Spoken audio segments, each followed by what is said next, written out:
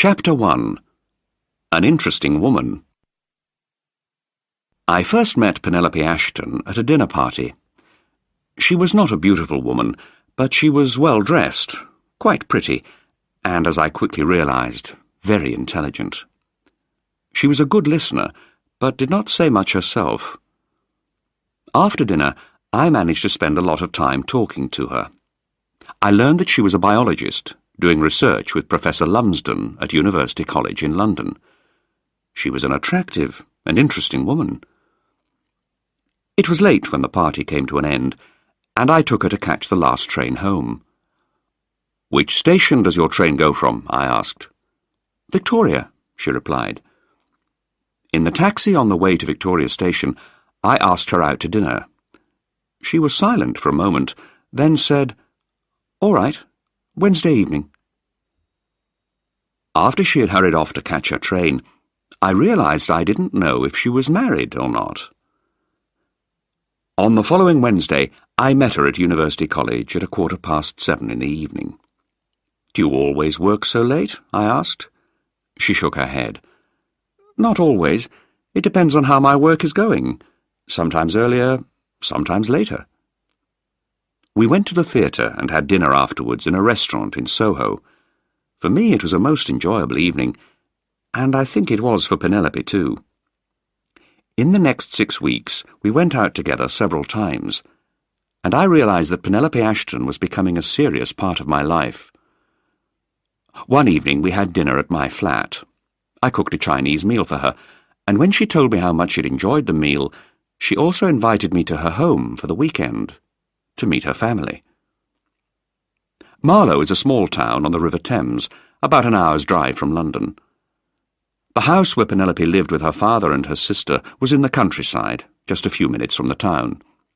It was a large and beautiful house, the kind that you read about in the best magazines. It had a big, well-kept garden, tennis courts, and a swimming pool. Penelope's father, George Ashton, was in his mid-50s. His wife was dead, and he had not married again. He was tall, grey-haired, and very fit, as I discovered when he beat me at tennis. After the game I was tired, but Ashton dived into the swimming pool for a swim before going back to the house for a shower. He was 25 years older than I was, but I was exhausted from the game of tennis, which I had lost. I sat down beside Penelope. "Is he always like that? Always so full of energy?" I asked. "Always," she promised. Her sister, Gillian, was not at all like Penelope. She was the kind of woman who likes to stay at home and run the house. It was a large house with several servants, and she organised it very well. Gillian told the servants what to do. She planned the meals, and seemed to be very happy. It was a friendly family, and I soon felt very comfortable with them, although I knew that I was there to be inspected. We had dinner, we talked, the girls went to bed, and George Ashton and I sat and talked for a long time. He told me about his 2 factories, which made special kinds of plastic materials. Then he asked me, very politely, how I earned my living. "I'm an economist," I answered. "I work in a company which studies economic problems and then helps other companies to do their business better. We don't work for big companies, but lots of smaller ones, like yours, find our advice useful." Ashton seemed happy with my answers, and the rest of the weekend passed quietly. On Sunday evening, as I was leaving, Ashton invited me to return the following weekend. I was happy to accept. I had enjoyed that first family weekend, and I had enjoyed their company. Ashton, the rich, fit, and independent businessman, Gillian, his home-loving daughter, and Penelope, the scientist with her own career outside the family. The only strange member of the group was Benson, Ashton's personal servant. He spoke with a gentle, educated accent, but his face looked as if he had had far too many fights when he was a young man. Chapter 2. Acid in the Eyes. Penelope was very busy the next week. She worked all Friday night, and when I met her at the laboratory on Saturday morning, she looked very tired. "I'm going to have to sleep this afternoon, Malcolm. It won't be much of a weekend for you, I'm afraid, but I'm sure my father will keep you busy. I'm sorry, but I'm just very, very tired. I was sorry too, because I was going to ask her to marry me that weekend. However, it wasn't the right moment to put the question, so I asked her what she'd been doing all night. Oh, we were doing a very difficult experiment, trying to transfer some dangerous genetic material. Is all this useful? I asked. Does it do any good, or is that a state secret? Oh, no secret, but it's useful all right. What we're doing is an important part of medical research into cancer, she replied. Once again, I spent an enjoyable weekend with the Ashtons. We swam, we played tennis, we talked. It sounds boring, but it was, for all of us, an important way to relax from the problems of the working week. On Sunday evening, Gillian went to church, and Penelope, her father, and I sat talking in the garden. It was a beautiful summer evening. Suddenly, we heard a scream. Then another. Ashton said sharply, "What the devil was that?"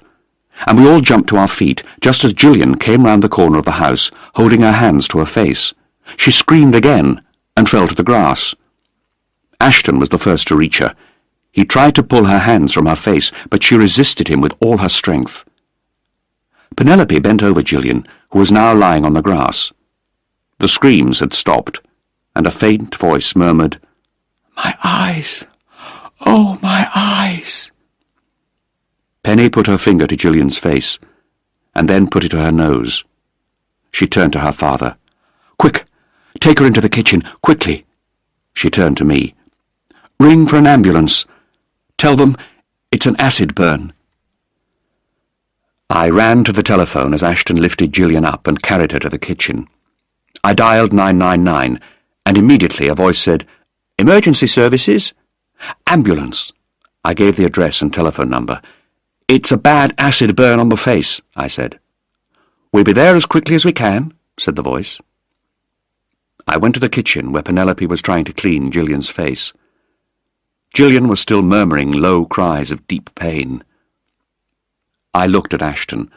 I have never seen such an expression of helpless anger on anyone's face.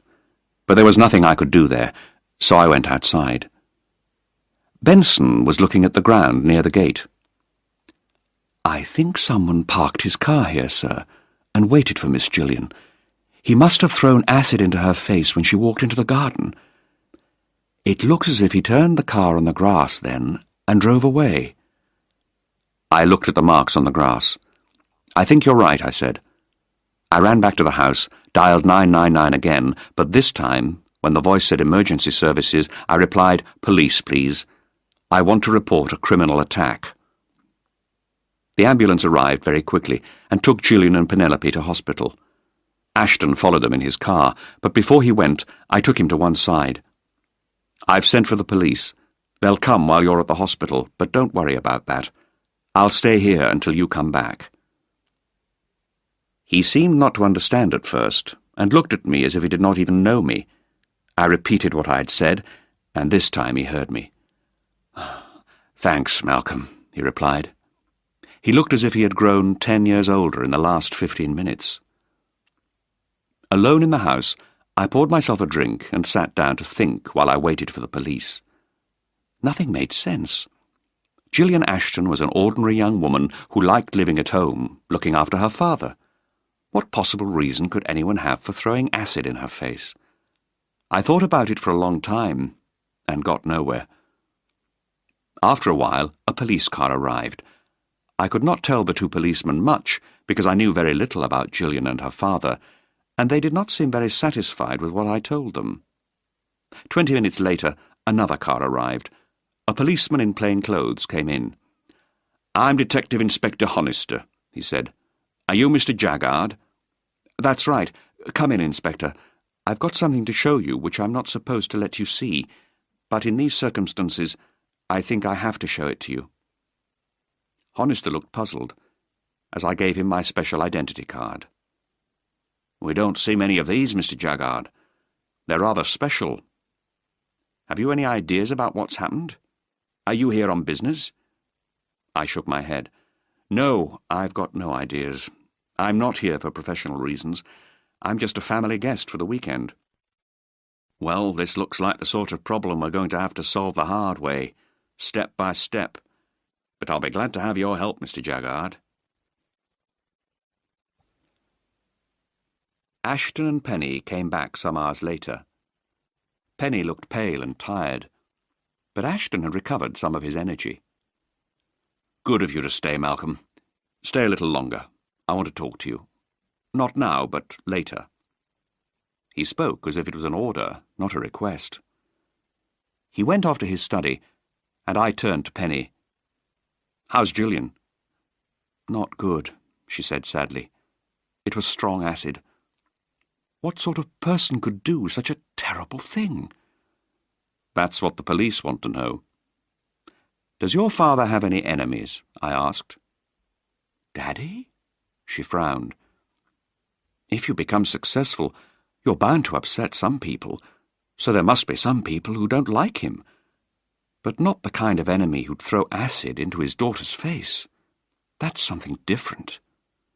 I had to agree, and we talked as we had our dinner, just the two of us. Shortly afterwards, Benson came into the room. "Mr. Ashton would like to see you, sir," he announced. Ashton was sitting at his desk, a glass of whisky in his hand. The bottle in front of him was half empty. "I'm so sorry about what has happened," I said. "I know, Malcolm," he agreed. "But tell me, how are things with you and Penny?" "We're very good friends. Is that what you mean?" "Not exactly." "What are your plans?" he replied. "I intend to ask her to marry me, but I haven't done so yet." He rubbed the side of his face and thought for a moment. "What about your job? Is the money good?" "It's fairly well paid," I replied, "and I have a private income as well." "What about the future? Will you get promoted?" "I think so. I'm trying hard." He was silent for a few minutes. Then he went on. "I could offer you a better job. You'd start in Australia, you and Penny, but you'd enjoy that. The only trouble is that you'd have to start almost immediately." He was going too fast for me. "Just a minute," I said. "I don't even know if she'll marry me. I haven't asked her yet." "She will," he said positively. "I know my daughter." "Maybe so," I replied, "but I'd like to know a lot more about this job before I decide, and talk about it fully with Penny." Ashton was annoyed, but he tried to hide it. "Well, we can wait a week or two to decide about Australia, but you ought to ask her to marry you now. I can get you a special license, and you could be married by the end of the week." "Stop," I said. "You're going too fast for me. Tonight isn't the right time to ask Penny to marry me, not after what happened to Gillian today." Ashton stood up and walked impatiently around the room. "You're right, of course. It's between you and Penny, and it's wrong of me to interfere. But do ask her to marry you now, this evening." I stood up. "Mr. Ashton, I don't think that would be a good thing to do, especially today. I won't do it now. I'll do it when I think it's right." I left his study immediately. I did not understand why it was suddenly so important for Penny and me to marry so quickly. There was something wrong, and I had no idea what it was. Penelope was telephoning when I entered the hall. "I've been talking to the doctors at the hospital," she said. "They say Gillian's resting more comfortably now." "Good, I'm glad about that. Look, I'll come back tomorrow. Perhaps we can both go to visit her and see how she feels."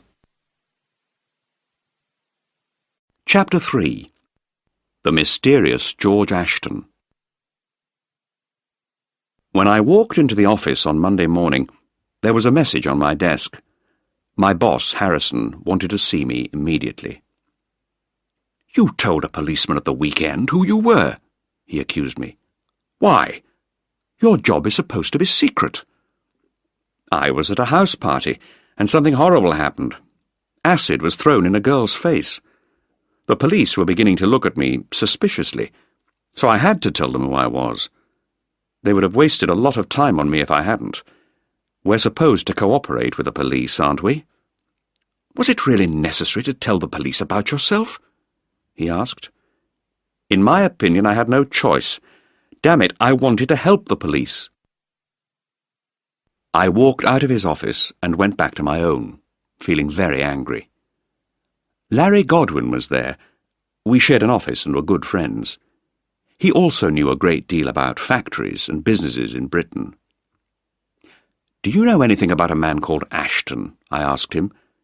"He runs a factory in Slough. They make a special kind of plastic material." "I haven't heard of him," said Larry. "Why don't you ask Nellie? She knows everything," he laughed. The computer that our office used was called Nellie. I forget why. In its memory there was an enormous amount of information. I sat down in front of the screen, pushed a couple of buttons, and the words "Identify yourself" appeared on the screen. I identified myself, and Nellie asked, "Information level?" I answered, "Green." All the information in the computer was kept on different levels. Some people had permission to look only at information which was not very important and not very secret. That was level green. There was other, very secret information which could only be seen by Ogilvy, the head of the department.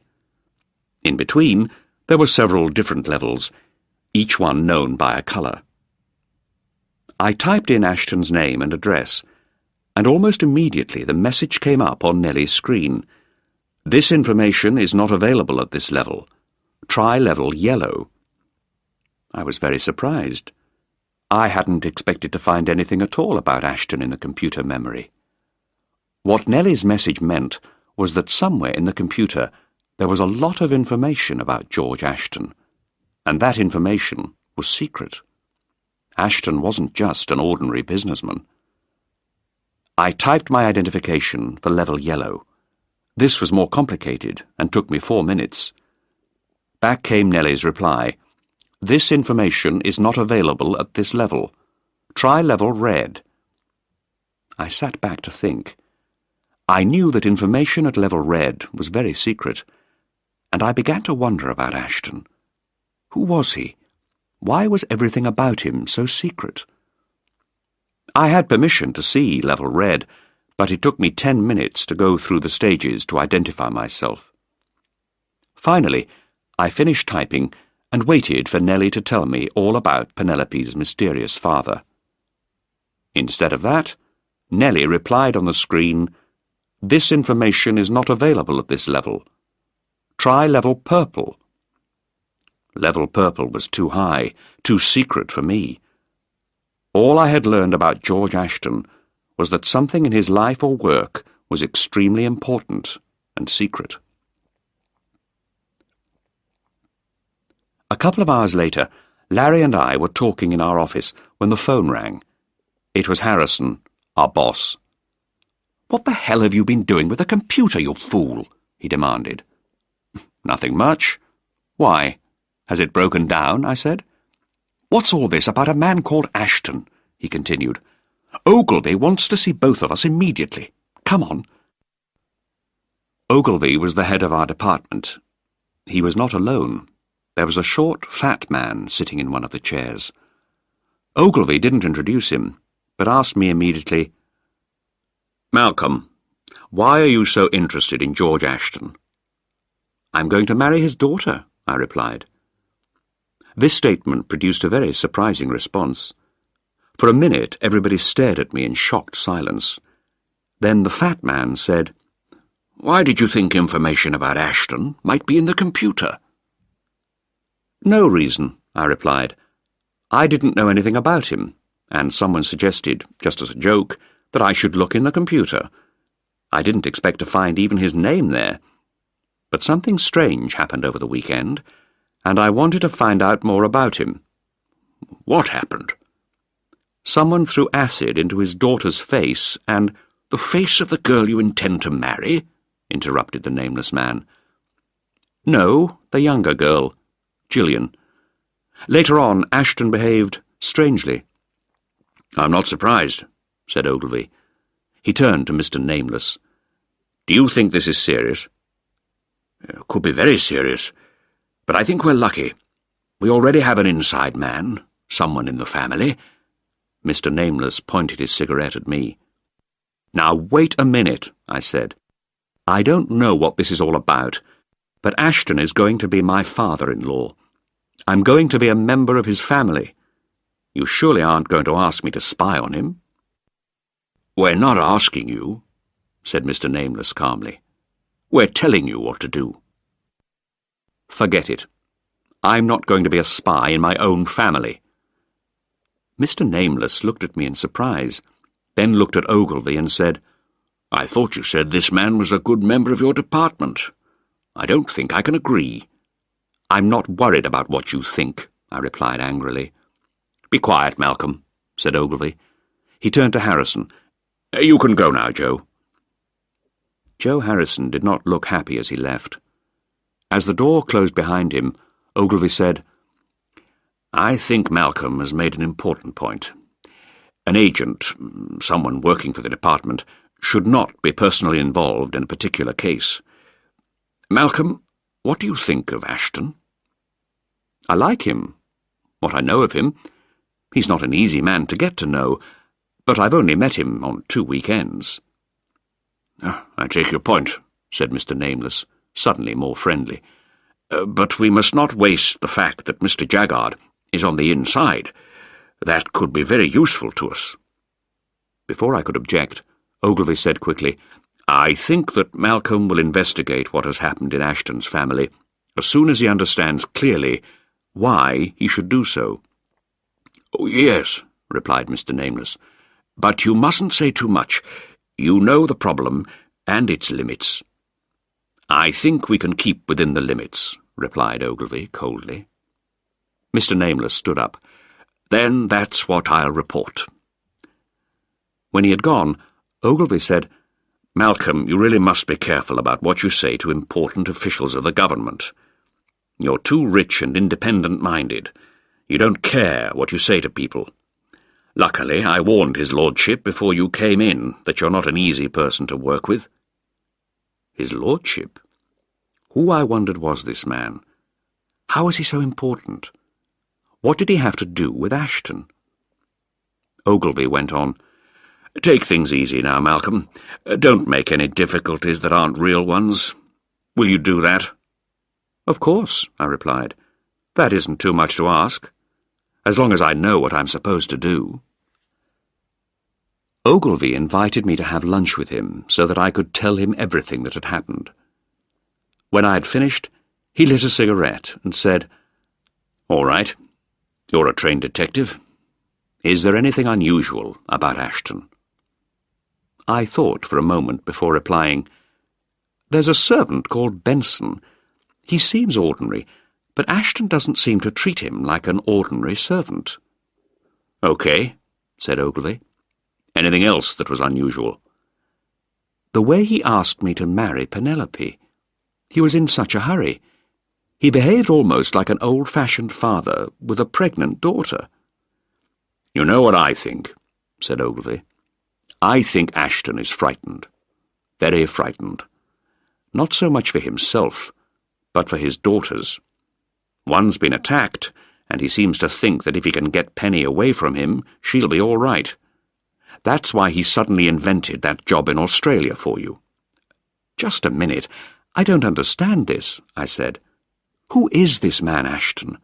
Why are we so bloody interested in him?"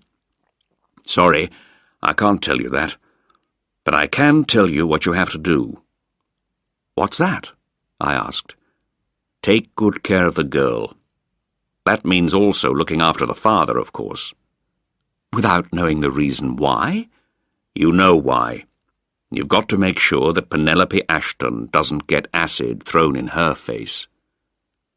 "But I'm really guarding Ashton." "Yes, you're right there. And you mustn't let any of them know who you really are, or that you work for this department. That's going to be difficult, I know, but I can give you a team of men to help you." You mean I have to guard a man and his daughter without telling them that I'm guarding them? I'll certainly need help. You'll get it, said Ogilvy with a smile. Doesn't it worry you that you're marrying into such a mysterious family?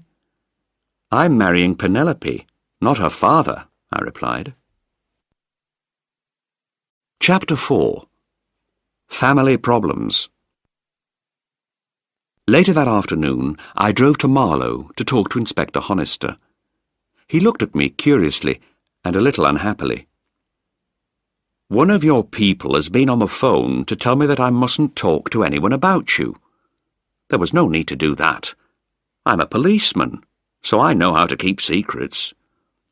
I cursed the stupidity of someone in Ogilvy's office who would try to interfere, and said to Honister, "Look, forget all that nonsense. Last night I told you I had nothing official to do with Ashton. It was true then, but it isn't true now. My office now has a definite interest in him. I'm going to need your help. I'll be happy to give it, as long as you don't try to hide things from me. What do you want to know?" "First of all, how's the girl?" "We're not allowed to talk to her, so she must be bad," he replied. "Her sister's been at the hospital most of the day." "Have you spoken to Ashton?" I asked. "Yes. He says he can think of no possible reason why anyone should attack his daughter in that way. He told me nothing of any use," replied Honister. "I'll see both of them later," I said, "and I'll try to get more information. I want to catch that man with the acid." "Does Ashton know who and what you are?" asked Honister. "No, he doesn't. And he mustn't find out either," I replied. "That's going to give you an interesting life, with you wanting to marry his daughter, too." I smiled. "Where did you find that information?" "I'm a good policeman. One of the servants in Ashton's house was quite happy to talk about you and Miss Ashton." "All right. Tell me a few secrets about Ashton." "We've got very little.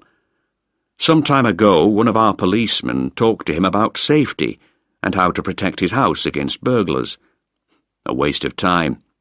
Ashton's house was already almost as well protected as the Bank of England." That was interesting to know. What did Ashton have that was so valuable? Honister went on, "Don't forget, it wasn't George Ashton who was attacked. It was Gillian Ashton. An acid attack on a woman always makes me wonder about another woman. Could it be a jealous wife getting her revenge on Gillian?" "I've thought of that too. Penny says it's impossible. Gillian isn't that kind of woman." "She may be right, but you never know. It's one of the possibilities I've got to try to find out about," said Honister. "Of course, but I don't think it'll lead you to the man who threw the acid." "You could be right," he replied. "Somehow I don't think we're going to find this man easily." "I'm going to talk to Penelope and her father," I said. "Shall I meet you later on and tell you what I've learned?" "Yes, I'd like that. I'll be in the bar of the Coach and Horses between 9 and 10 o'clock. See you then." When I arrived at Ashton's house, the gates were closed, and I had to ask a guard to let me in. Neither Ashton nor Penelope was at home, but Benson told me that Penelope had telephoned to say that she would be home quite soon. "This is a very bad business, sir. Very bad." "How does Mr. Ashton seem after the attack?" I asked him. "He's upset, of course, sir. Very upset. But he seems to be taking it very well. He went to his office this morning as usual.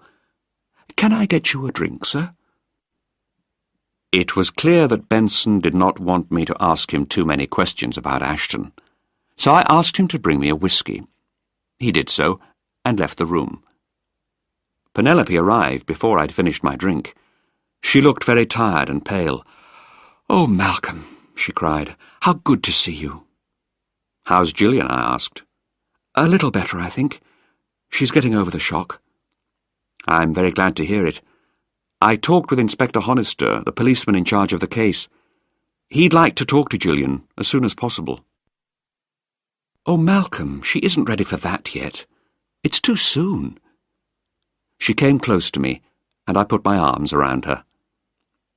Are her injuries that bad? I asked. She put her head on my chest for a moment and said, You don't realize how bad this sort of thing is for a woman. Women care much more about their appearance than men. Gillian's got to get over 2 bad shocks, a psychological shock as well as a physical one. Yes, I can understand that, but Honister needs to know anything that Gillian can tell him. At the moment, he knows nothing, not even if the attacker was a man or a woman. Penelope looked surprised. I hadn't thought of that. And Gillian hasn't talked about it. We've kept off the subject of acid throwing. When you go to the hospital tonight, could you see if she can remember anything at all about what happened? We've got to find this person, and it's probably better if you talk to her than if Honister does it. But he really does need to know what happened. Maybe Gillian can remember something about the acid thrower. I'll try, but I can't promise that she'll be able to tell me anything useful. Penelope went to get dinner ready, and I walked around in the garden until Ashton came home. He looked worried and tired, but there was more than that. He had the look of a small boy who has just discovered that the world is an unjust place. The look of a boy who has been punished for something he hasn't done. Gillian's blind, he said shortly. Oh, no. I'm so sorry, I replied. Does she know? Does Penny know? Neither of them knows, and I don't want them to know until Gillian's strong enough to take the shock. So don't tell Penny. I won't tell her, but she might find out for herself. Don't forget she's a doctor. Well, he said, I'd rather they knew later than sooner. What a terrible thing this is, Malcolm. I just can't understand it. Don't you have any ideas at all? I asked. I had to start to do my job as a policeman. I could also see that Ashton was now carrying a gun in a pocket under his arm, but I could hardly ask him about that. Could there be something in Gillian's life that you don't know about? Could she have become involved with some unsuitable friends? He became angry immediately. Impossible, he said very sharply. Gillian's always been such a good girl. I've never had any problems with her. She's never done a thing wrong. Penny's different. She can be very difficult at times. You'll find that out if you marry her.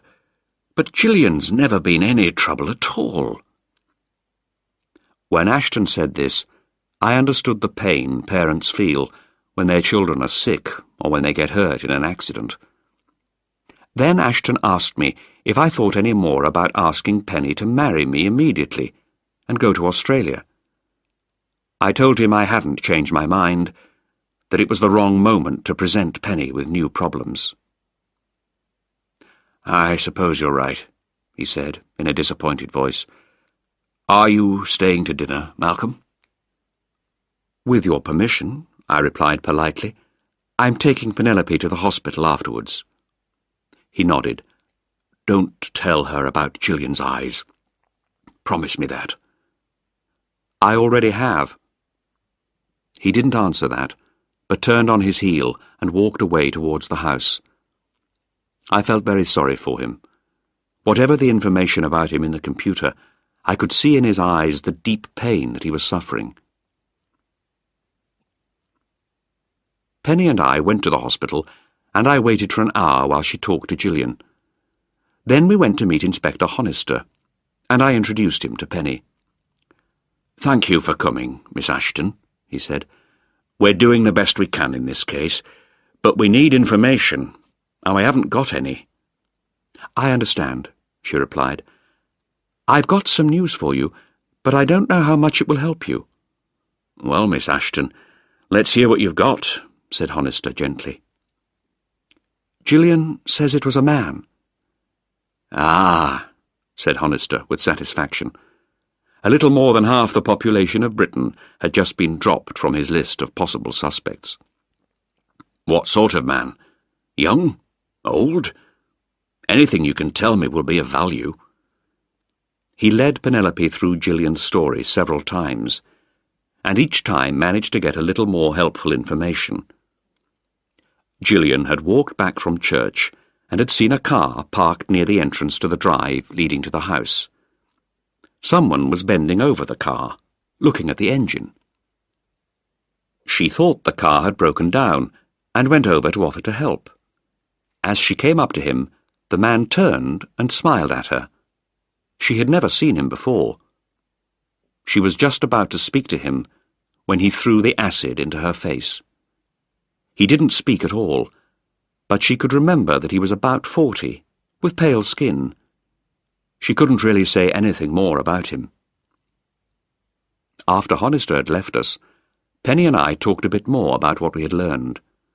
Then we fell silent. "What are you thinking about?" asked Penny after a few minutes. Automatically I said what was in my mind. "I'm thinking it would be a good idea if we got married." "Malcolm," she said with surprise, shock, pleasure and sadness, all mixed up in that one word. "Don't you think it's a good idea?" I said, and watched her try to find words to reply. "But don't say, 'This is so sudden.'" "But that's exactly what it is, so sudden," she said. "And here of all places." "Does the place matter?" "I don't suppose it does," she said quietly. "But the time does. Why now?" "I suppose I could have picked a better time," I agreed. "But the question just jumped out of my mouth. You asked me what I was thinking about. Actually, I'm not the only one who thinks it's a good idea. Your father does, too. He wanted me to ask you last night." "So you two have been discussing me behind my back? I don't know that I like that." "Don't get angry. It's traditional and polite for a man to talk about his plans with his probable future father-in-law." "What would you have done if he had been against it?" asked Penelope. "I'd have asked you just the same. I'm marrying you, not your father." "You're not marrying anyone, yet." She laid her hand on mine. "You idiot. I was beginning to think you'd never ask." "I was going to, but other things got in the way." "I know," she said sadly. "I've been so unhappy today, thinking about Gillian and seeing her in so much pain. And Daddy, he doesn't say much, but I think he's going through hell. And now you come and give me more problems." "I'm sorry, Penny. Perhaps I should take the question back. Forget about it for now." "No," she said. "You can't unask a question." She was silent for a while, and at last she said, "I will marry you, Malcolm. I'd marry you tomorrow, but that can't be. I don't know when it will be. We've got to get this business with Gillian sorted out first. Can you wait?" "Of course," I replied happily. As we drove to her home, my heart was like a singing bird, and I realized the truth in all that the poets say about love. "I think we should tell your father. He seems to be worried about you," I suggested, just before Penny went in. "I'll tell him now," she said, as she gave me a good-night kiss. Chapter 5. Ashton Disappears. Ogilvy wanted me to protect Ashton and his family, so early next morning I was in the office making my plans. I went to Ogilvy and told him that the first thing I needed was a list of all the people Ashton was in contact with. Ogilvy smiled and pushed some papers across the desk. "It's all there, ready for you." In return, I gave him my list. "That's what I need," I said. He looked carefully at what I'd written. "What's this? 6 men? 6 cars? Radio telephones?" He stopped. Who do you think we are? The CIA? Why do you need all these? I have to watch 3, perhaps 4 people, 24 hours a day. He stopped me. Which 3 or 4 people? First Ashton and Penny Ashton, then Gillian Ashton, and Benson. Why Benson? Ogilvy demanded. Well, the computer has them all, even Benson, kept under top secret. I put all the names through the computer until I lost them in level purple. Okay, but you can't keep an eye on 4 people with 6 men. I'll let you have 8, and I'll arrange for Ashton's telephones to be tapped.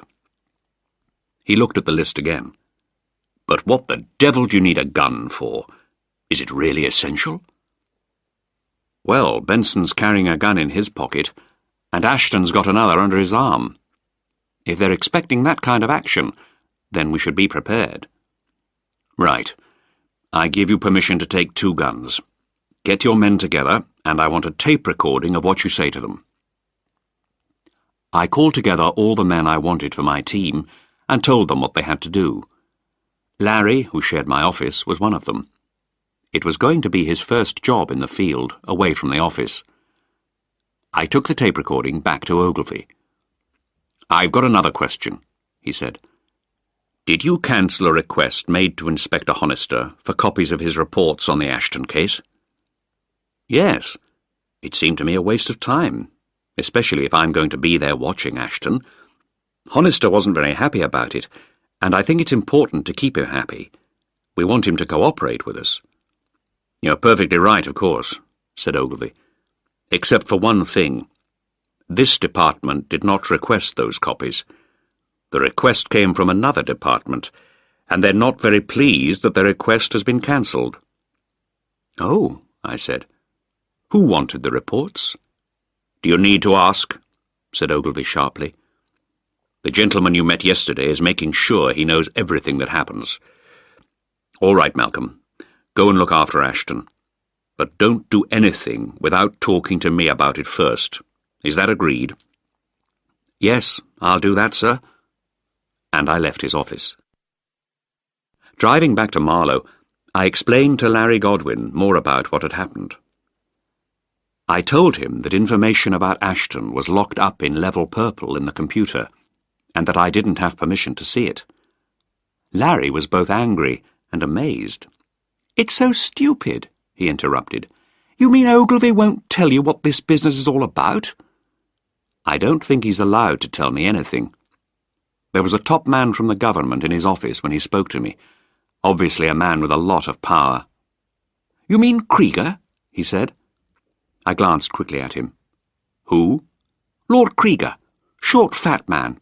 I saw him coming out of Ogilvy's office when you were there yesterday. He got divorced last week. His picture was in the newspaper." "Do you know anything more about him?" I asked. "Not a thing." And he left me even more puzzled than before. When we arrived at the hospital, we met Inspector Honister in the car park. He looked a bit more cheerful than the day before. "We're making progress. I think we know the make of the car.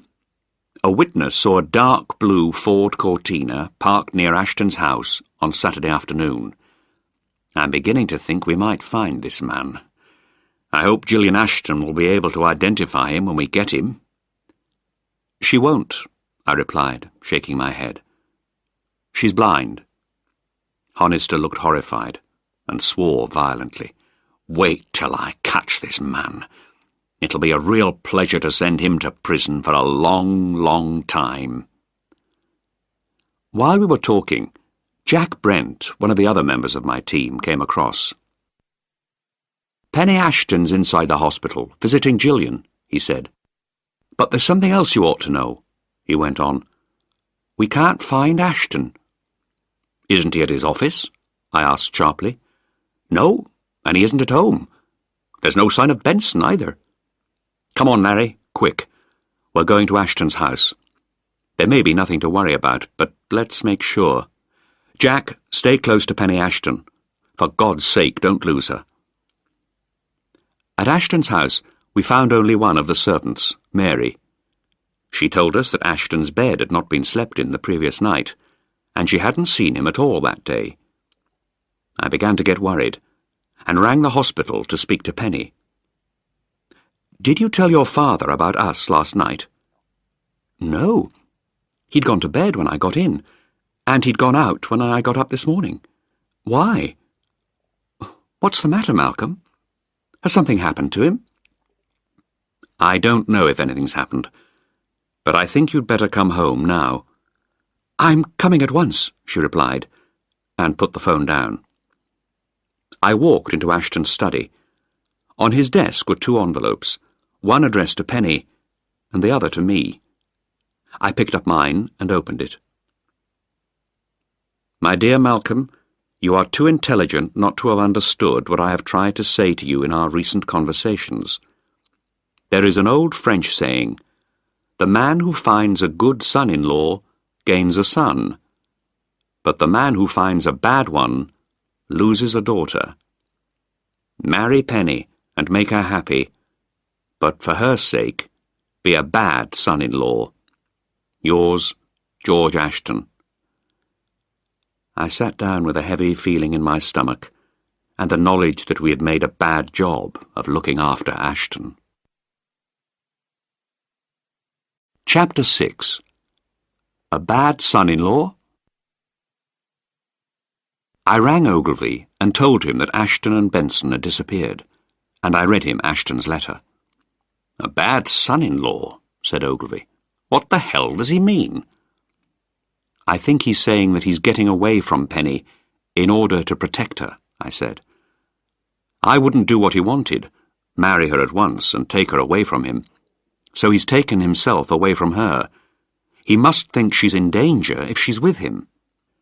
"I suppose you could be right, but it seems a bloody strange way to protect his daughter." "Does she know?" asked Ogilvy. "Not yet. She's on her way back from the hospital now. Ashton's left a note for her, too.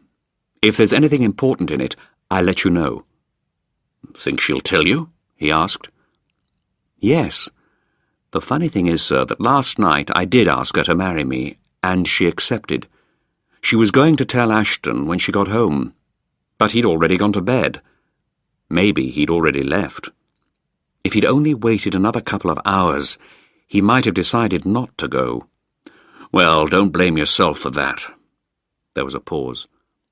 "Does Penny know about your work for the department?" "No," I replied. "Well, she has to know, and now's the time to tell her. What I want you to do is to search the house very carefully. See if you can find anything that might show where Ashton has gone. If there's anything you don't understand, bring it back to the office. I think there's going to be a lot of trouble over this." I didn't look forward to explaining to Penny about my work and why we wanted to search her father's house. I had a feeling that our relationship was about to change for the worse. Just then, I heard Penny's Aston Martin sports car coming up the drive to the house. I met her as she ran to the door. Jack Brent's car was now coming up the drive. "There's a man following me," Penny cried, and then she noticed Larry Godwin in the hall. "What's happening? Malcolm, who are these men? What's happened to Daddy?" "As far as I know, he's all right," I said, and took her into her father's study. I picked up the letter. "You'd better read this." As she read the note, her face turned pale. "But I don't understand." "What does he say?" She gave me the letter and went over to the window, while I read, "My dearest Penny, for reasons which I cannot explain, I must go away for a while. I am not a criminal, and I have done nothing wrong. I do not know how long I shall be away, but please do not try to find me, and do not bring the police into this. My reasons are private. I shall be quite safe, because my old friend Benson will be looking after me. It would make me very happy if you would marry Malcolm as soon as possible. I know that you love him, and I think he is a very good man. I am sure that the two of you will be very happy together, and I am equally sure that you will both look after Gillian.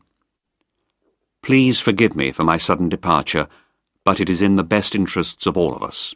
Your loving father, George. I looked up. I'm sorry, Penny. But I don't understand, she cried. Oh, Malcolm, what's happened to him? She came into my arms, and I held her close. I don't know, I said. But we'll find out. She was still for a while, but pushed me away as 2 cars arrived quickly. Malcolm, who are all these men? Have you told the police? Daddy said not to. No, I haven't told the police, I said quietly. Sit down, Penny.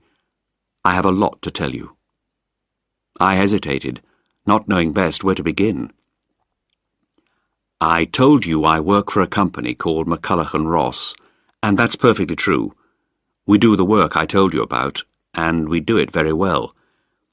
But the company is also a sort of secret government department, which deals with economic and industrial information if it is important to the state. You mean you're some kind of spy? No, not a spy. But you were watching my father like a common spy, she said angrily. And was I just a means to an end? Did you get close to me just to learn more about my father?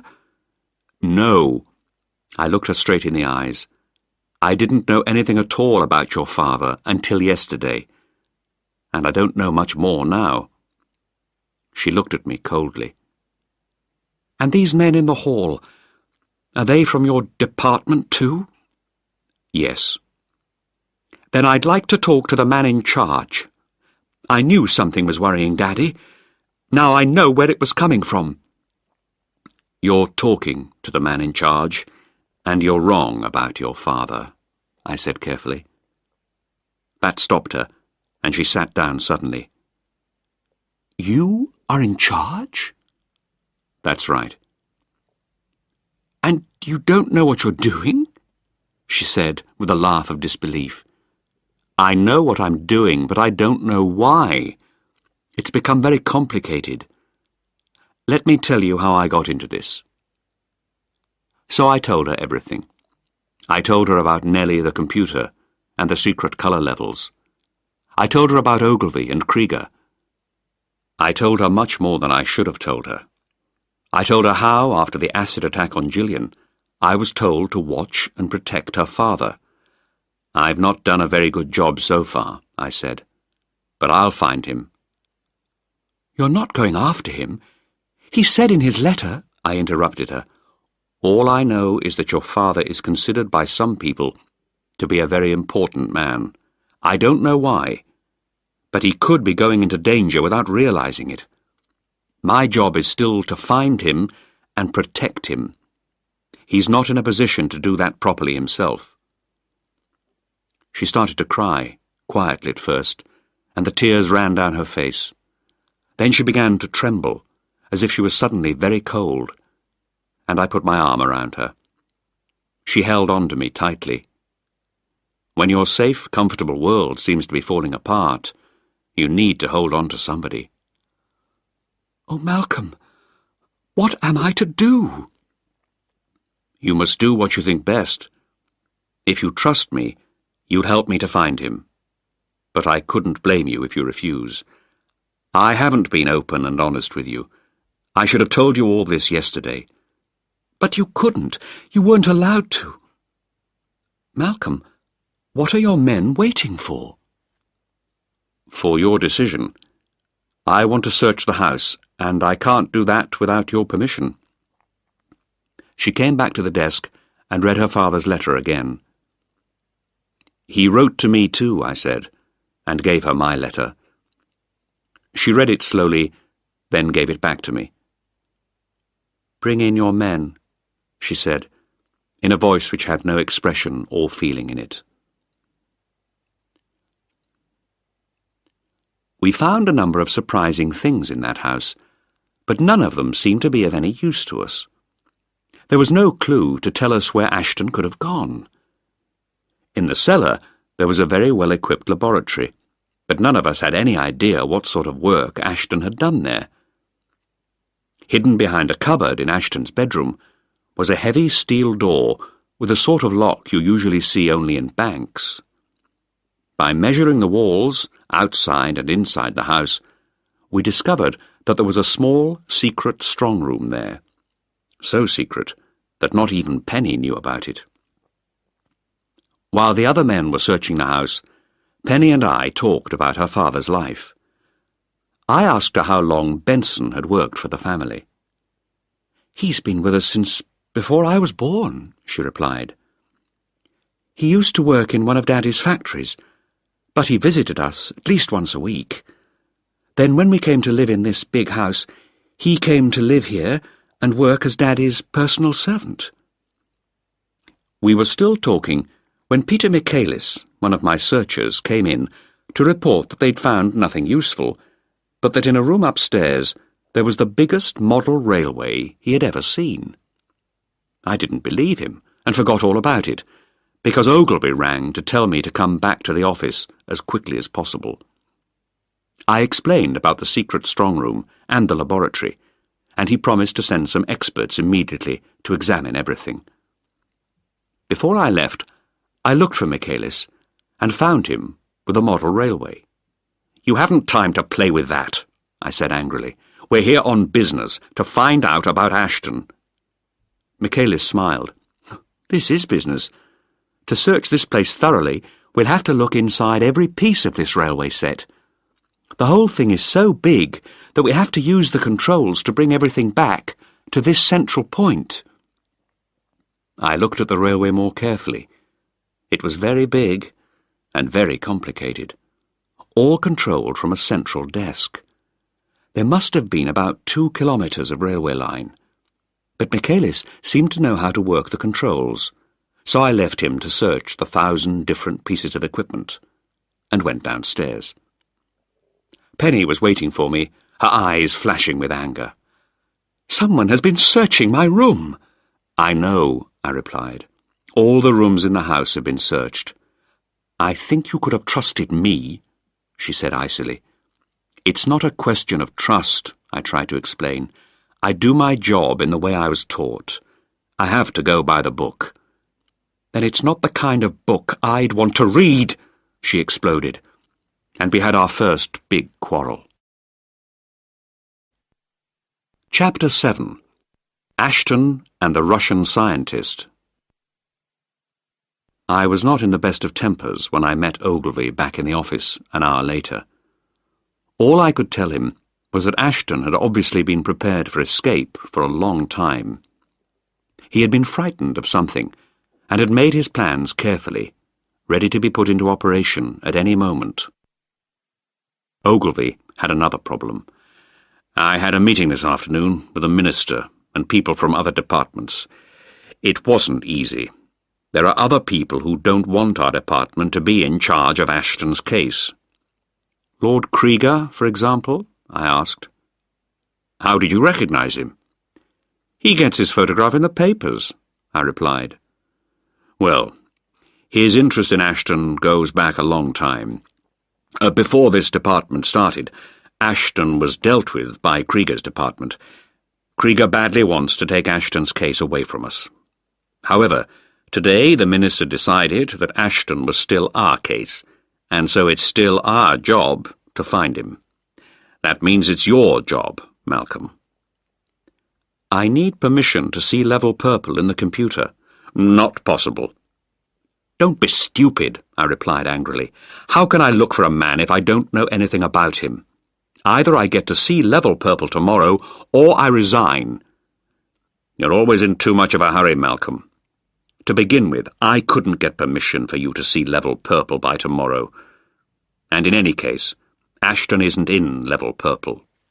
He's in level black, and you couldn't get permission to see level black in less than 3 months." "That's it, then," I said. "I'd better go along to my office and type my resignation." "Don't be a young fool," Ogilvy said sharply. He thought for a long minute, drumming his fingers on the desk. Suddenly, he said, "I've made up my mind. But if anyone ever knows of this, I could lose my job. Wait here." He went through a door at the back of his office, was away for several minutes, and then returned. "Come in here." I followed him into a small room where there was a computer screen. "I've opened Level Black for you," he said. "You must read about Ashton and only Ashton. There are other things in Level Black which are better for you not to know. You have my word." He nodded and left, closing the door behind him. I looked at the computer screen. On it was a message: "No written notes to be made of anything in Level Black." I sighed and started to read about George Ashton's life, which had been a very full one. Alexander Chelyuskin was born near Novgorod in Russia in 1919. At the age of 12, he was such a good student that he was sent to a special school in Moscow, where he made excellent progress, especially in mathematics. In 1936, he came under the influence of Peter Kapitsa, a brilliant Russian physicist who had studied for some years in England. Kapitsa changed the direction of Chelyuskin's studies from mathematics to physics, and Chelyuskin later played an important part in improving the quality of Russian weapons in the war of 1939–45. In March 1945, when the Russians discovered that the Americans had developed the atomic bomb, Chelyuskin was told to work on the development of a similar bomb for Russia. After the war finished in 1945, Chelyuskin became dissatisfied because he had to go on working on research into weapons, and he did not like what he was doing. He began to think about people, not physics and mathematics. He decided that he did not like Russian society and the direction which Russia was following after the war. He decided to kill himself, but without actually dying. He made a careful and complicated plan, and 3 months later it was reported that he had died in a fire. The burnt body of a man was certainly found after the fire, but it was not Chelyuskin's. So, at the age of 28, Chelyuskin arrived secretly in England. Unfortunately for the English, who had hoped to learn about Russian secrets from him, Chelyuskin refused to talk about his work on atomic weapons. He did not want to work as a scientist for the British government. What he wanted to do was to live in England as an ordinary citizen. The government officials and scientists who had been looking forward to his ideas could not understand him. But finally, he got what he had asked for. He did almost exactly the same as he had done in Russia. He took another man's identity, this time an English soldier who had died in a traffic accident. Chelyuskin was taught to speak English, and when he finally took the place of the George Ashton who had died, he was able to live successfully as a member of English society.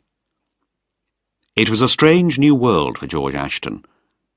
At first, he took a job in a shop, but this quickly bored him. He had been given some money to help him in his new life, and soon he started a business with a man whom he met at work. John Franklin was good at working with his hands. George Ashton was good at using his brains, and their business did well. Ashton married Franklin's daughter, Mary, and they had 2 daughters, Penelope and Gillian. 2 years later, Mary Franklin died, and Ashton looked after the 2 girls. At the same time, he worked hard to develop new chemical materials for industry, which gradually made him very rich. All this time, people from the British Secret Service were watching carefully to see if the man from Russia would do something extraordinary with his brilliant scientific mind. But Ashton concentrated on his business, and gradually the officials from the government lost interest in what he was doing. Ashton became more and more successful in industry, but no one paid much attention until I had sounded the alarm by my careless questions to the computer. Until then, the life of George Ashton, previously Alexander Chelyuskin, my future father-in-law, had run very smoothly in England. When I finished, I had been sitting in front of the computer screen for 2.5 hours, and I had a headache. I went back to Ogilvy's office, where he offered me a glass of whisky, and we sat down to talk about what I'd seen. "What do you think?" he began. "I think George Ashton is one hell of a man. I'm proud to have known him," I replied. "Anything else?" "Yes," I said. "One fact. There's been a big change in the kind of scientific work Ashton has done in England. It's all technical. He's been applying his own earlier ideas to developing new materials. But that isn't the type of person he was before. He was a man who thought up new ideas. Everything he did, all of his training was in that direction. Did he just give it up when he came to England? Or has he been applying his mind to something that we don't know anything about?" "You're not too stupid," said Ogilvy. "You're probably right. You can't stop a man thinking. But how can you find out what he's been thinking about?" "Do we know what books he buys? What scientific magazines he reads?" I asked. "Yes. He keeps up to date only in the type of chemistry that is important to his business. Nothing else." We sat for a few minutes in silence, and then I asked, "What does Krieger have to do with Ashton?" "It was his department that helped Ashton escape from Russia after the war. Krieger himself went into Russia to bring him out. Krieger wasn't Lord Krieger then. His name was Paulton. Now he's head of his department. When Ashton became an ordinary businessman instead of a scientist with lots of valuable secrets, his records were moved to our department, and Krieger was very annoyed. He always thought that Ashton might do something scientifically useful one day. Although Krieger brought Ashton out of Russia, Ashton never really liked him, and certainly didn't trust him. That's probably why Krieger's interfering now. He's sure that Ashton has useful ideas that he's hiding from everybody." "Is there any news of Ashton?" I asked. "None at all. We've got people watching the airports and the ports, all the usual things," replied Ogilvy. "We must find him." "And I want to find the man who threw the acid into Gillian Ashton's face and frightened Ashton so much that he ran away to protect his children from any more attacks."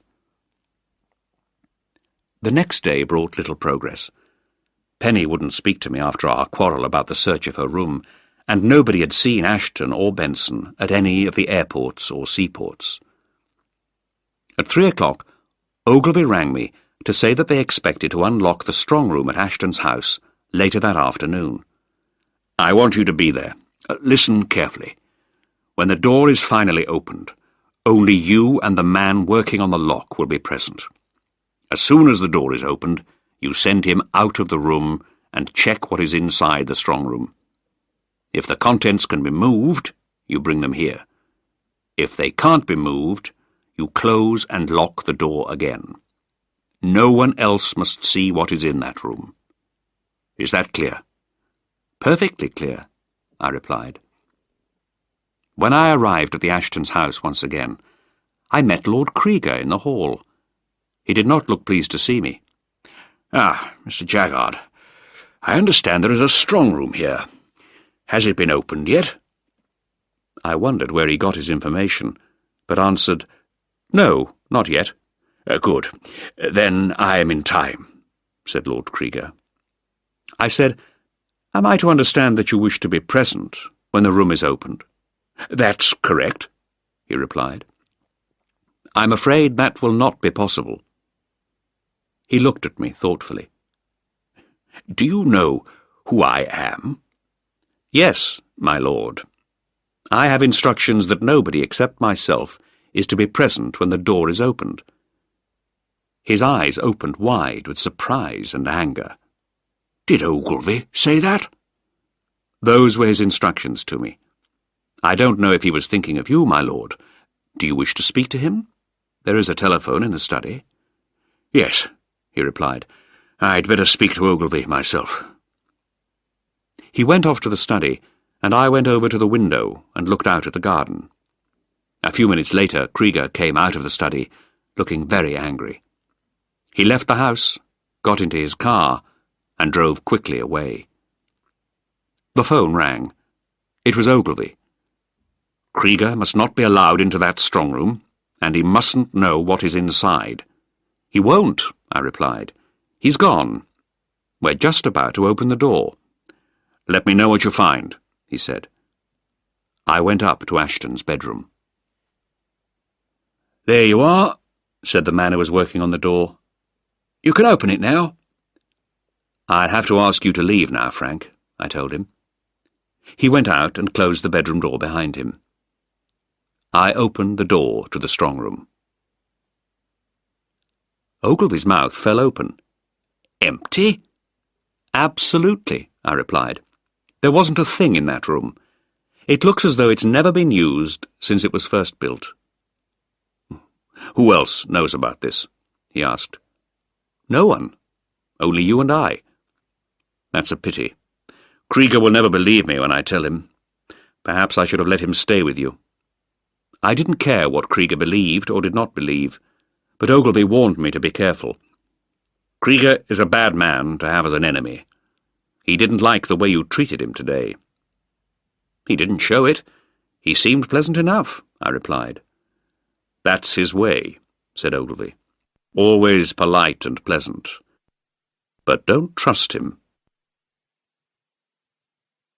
Chapter 8. The Man Who Threw the Acid. After that, nothing happened for a while.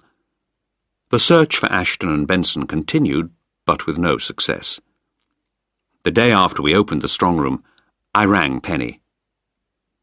"Is this to tell me you found Daddy?" she asked. "No, I've got no news about him. I'm sorry." "Then I don't think we've much to talk about, Malcolm," she said, and rang off. Gillian was still in hospital, and I went to visit her. The doctors said there was a chance that she might recover some of the sight of her left eye, but she would never see with her right eye again. When I talked with Gillian, she wanted to know what had gone wrong between Penny and me. "Nothing," I said lightly. "Did she say there was anything wrong?" "No, but she stopped talking about you, and when I asked, she said she hadn't seen you." "We've both been very busy," I said. I changed the subject, and we talked about other things. Afterwards, I spoke to Peter Michaelis, who was the member of my team with the job of protecting her. He found the job boring, but told me he tried to help Gillian by reading to her every afternoon. He was a kind man, and he and Gillian had become quite friendly. When we talked about Ashton, Michaelis said that the most interesting thing he had seen in the house had been the model railway, by far the largest he had ever seen. "He's got copies of all the old railway timetables, and the system runs to time. It's very complicated, so he's got a computer, and he's managed to program the whole timetable on it. It's wonderful. The whole thing works automatically."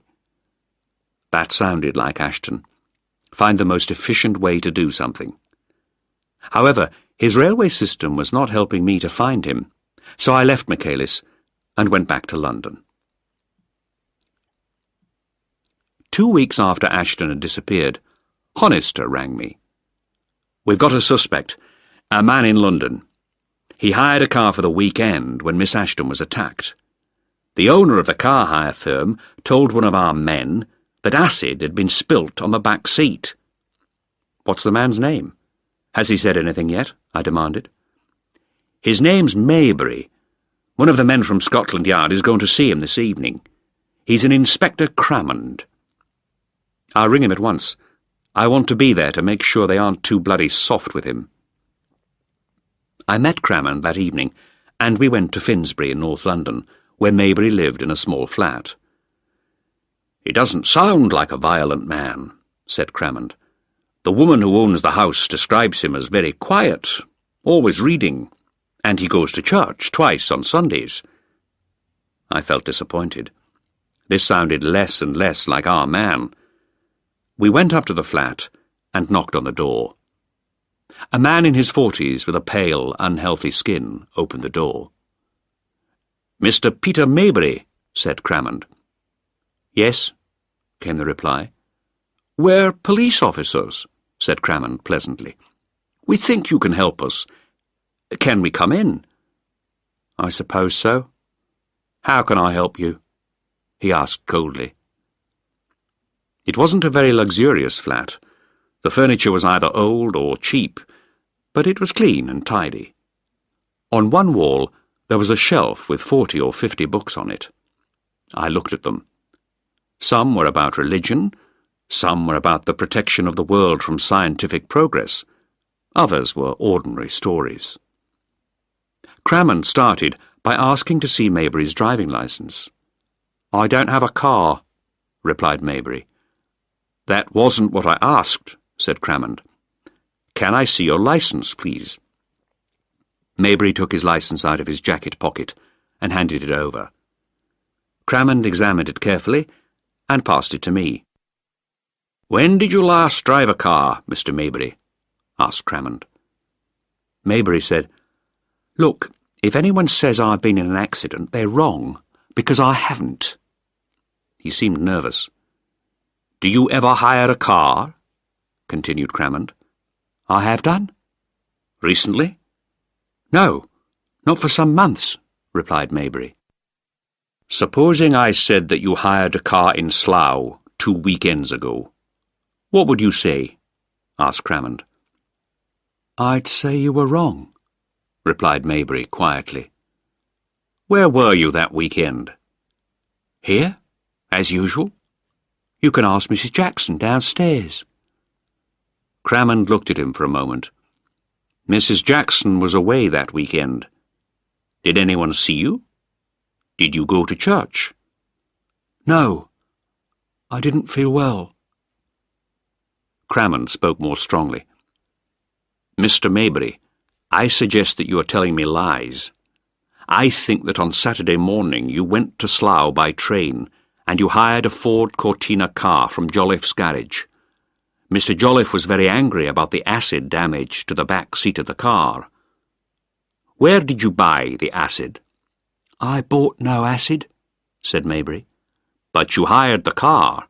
You gave your name and address to Mr. Jolliffe." "No," repeated Maybury. "Well," said Inspector Crammond, "we can easily check that. We have the fingerprints from the car. I'm sure you won't mind coming to the police station so that we can compare yours with those from the car." This was the first I had heard of fingerprints, and I was not sure that Crammond really had any, but it worried Maybury. "I don't have to give you my fingerprints.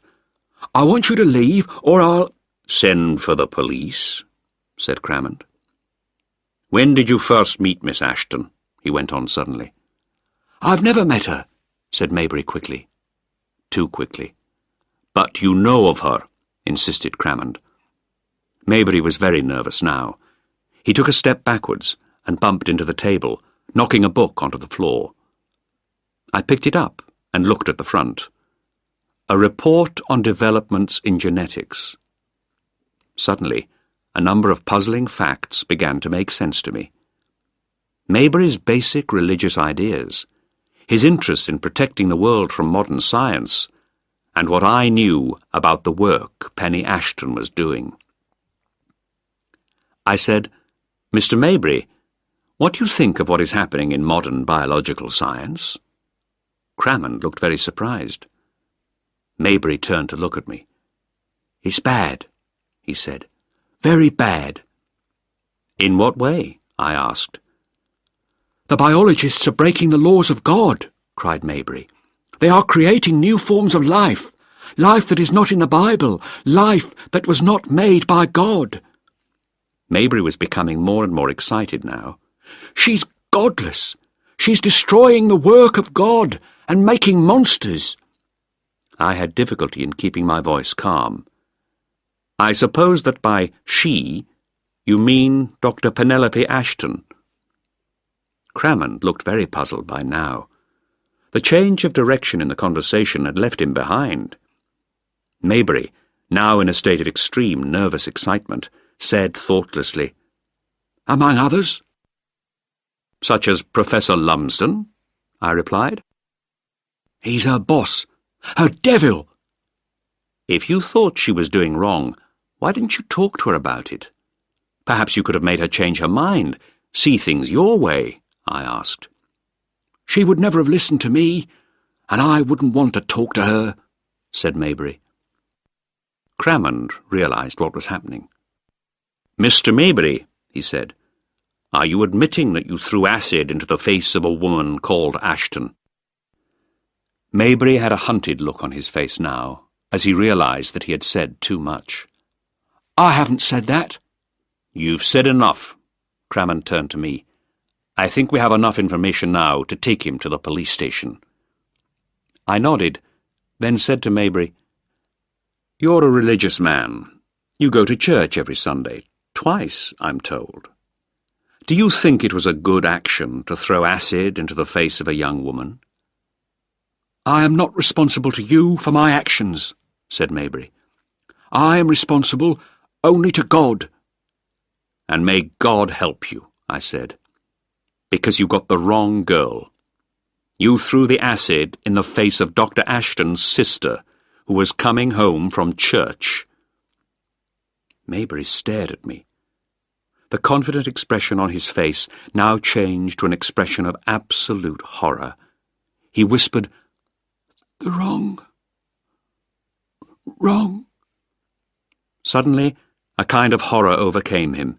His whole body shook, and he screamed at the top of his voice before falling heavily to the floor, unconscious.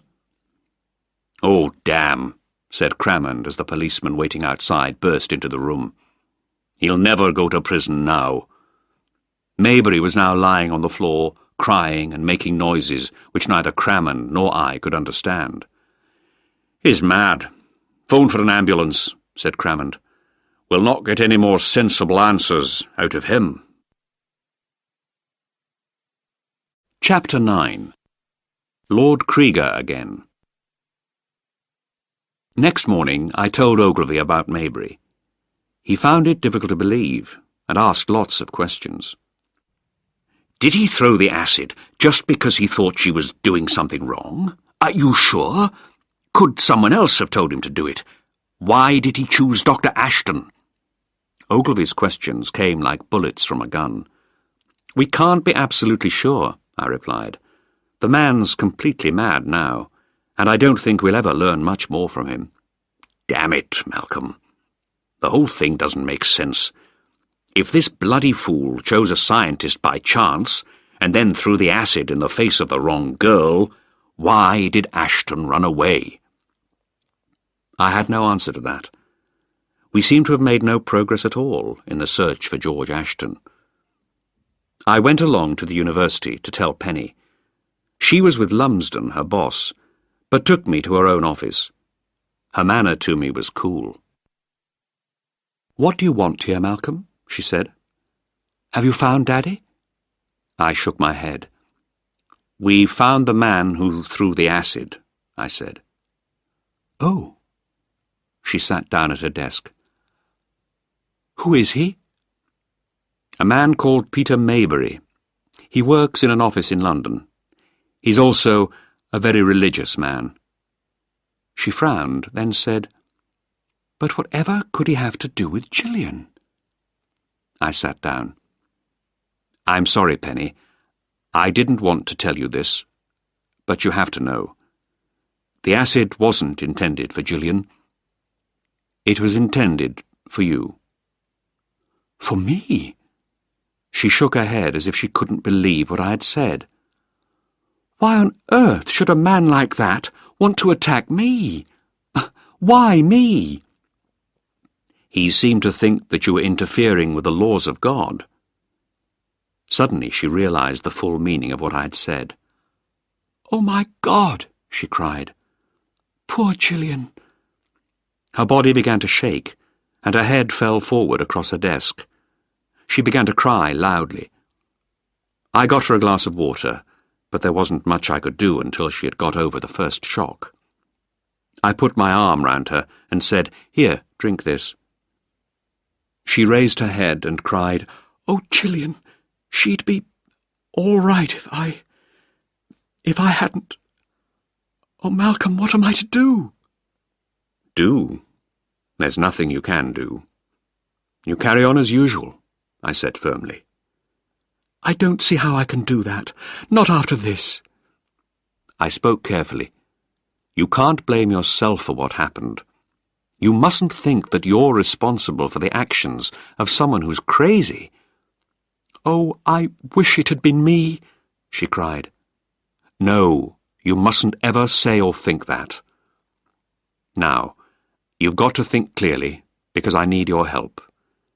I need to ask you and your boss some questions. She nodded sadly and went to wash her face while I called Professor Lumsden. When he came in, he looked at Penny's white face and red eyes. "What's happened here? And who are you?" he asked in a shocked voice. "I'm Malcolm Jaggard, and I'm a sort of police officer. I'm also engaged to Penny. We're going to be married." Lumsden looked very surprised. "Oh, I didn't know about that." "You know, of course, about the recent attack on Penny's sister." "Yes, a most terrible thing." I told him about Maybury, and a worried look came over his face. "This is bad," he said. "I'm deeply sorry, Penny." "Can you tell me something about your work here, Professor?" I said.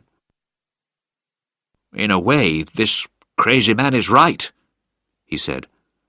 "We've discovered ways of isolating some of the thousands of genes in the seeds of plants and animals. Then we try to transfer them.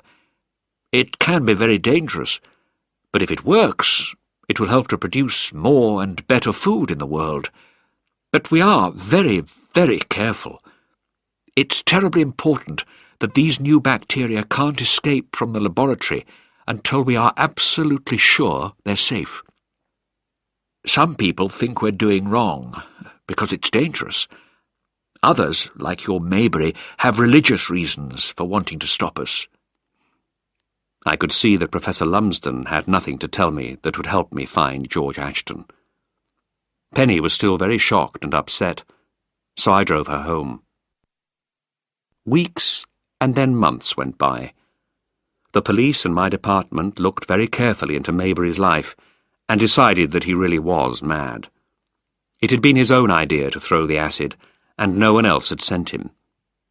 His attack had absolutely no connection with George Ashton, which left us with a big problem. Why had Ashton run away? It didn't make sense. My relationship with Penny improved, although neither of us referred to marriage. Gillian's condition improved a little, and the doctors managed to save about a quarter of her eyesight. She was able to leave the hospital and live at home. She and Penny began to make plans to go to the United States, where the doctors would try to repair the damage to her face. One evening, when Penny and I were having dinner, she said, "Do you remember you once talked about someone called Lord Krieger?" "Yes, that's right. Why?" "He's been seeing my boss, Professor Lumsden." That caught my interest. "Was it anything to do with Maybury?" I asked. "No," replied Penny. "The first time he came was just after you opened the strong room in our house." Something seemed wrong to me. Why had Krieger been seeing Lumsden before we knew about Maybury? Was there a connection between Ashton and Lumsden that we had missed? Chapter 10. Tragedy in Sweden. Ogilvy sent for me next morning and showed me a photograph of a man wearing a heavy coat and a fur hat. There was a lot of snow in the picture. "Have you seen that man before?" he asked. "Yes, that's George Ashton," I replied. "No, it isn't," he said. "That man's name is Fyodor Koslov, and he lives in Stockholm. At least, that's what his passport says." He passed another photograph across the desk. I took one look at it and said, "That's Benson." "Are you quite sure?" "These photographs came from our man in Sweden. We didn't have any good recent photos of Ashton and Benson, so you're the only person who can really identify them." "I'm quite sure.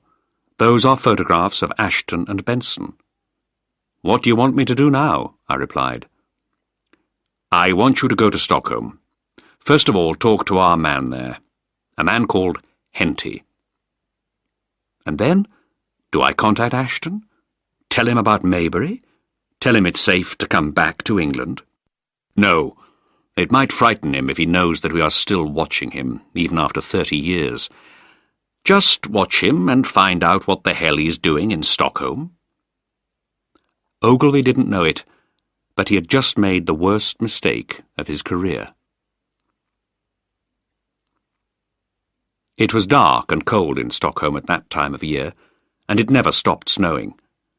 I felt very cold and wondered why Ashton had decided to come to such a place. Henty, the man who had taken the photographs of Ashton and Benson, was our only man in Stockholm, and it was impossible for him to keep an eye on both of them for 24 hours a day.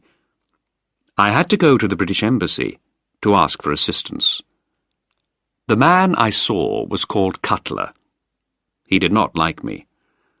"Mr. Jaggard," he said, "we haven't got men free to do casual police work. Why is this man Ashton so important? I've never heard of him."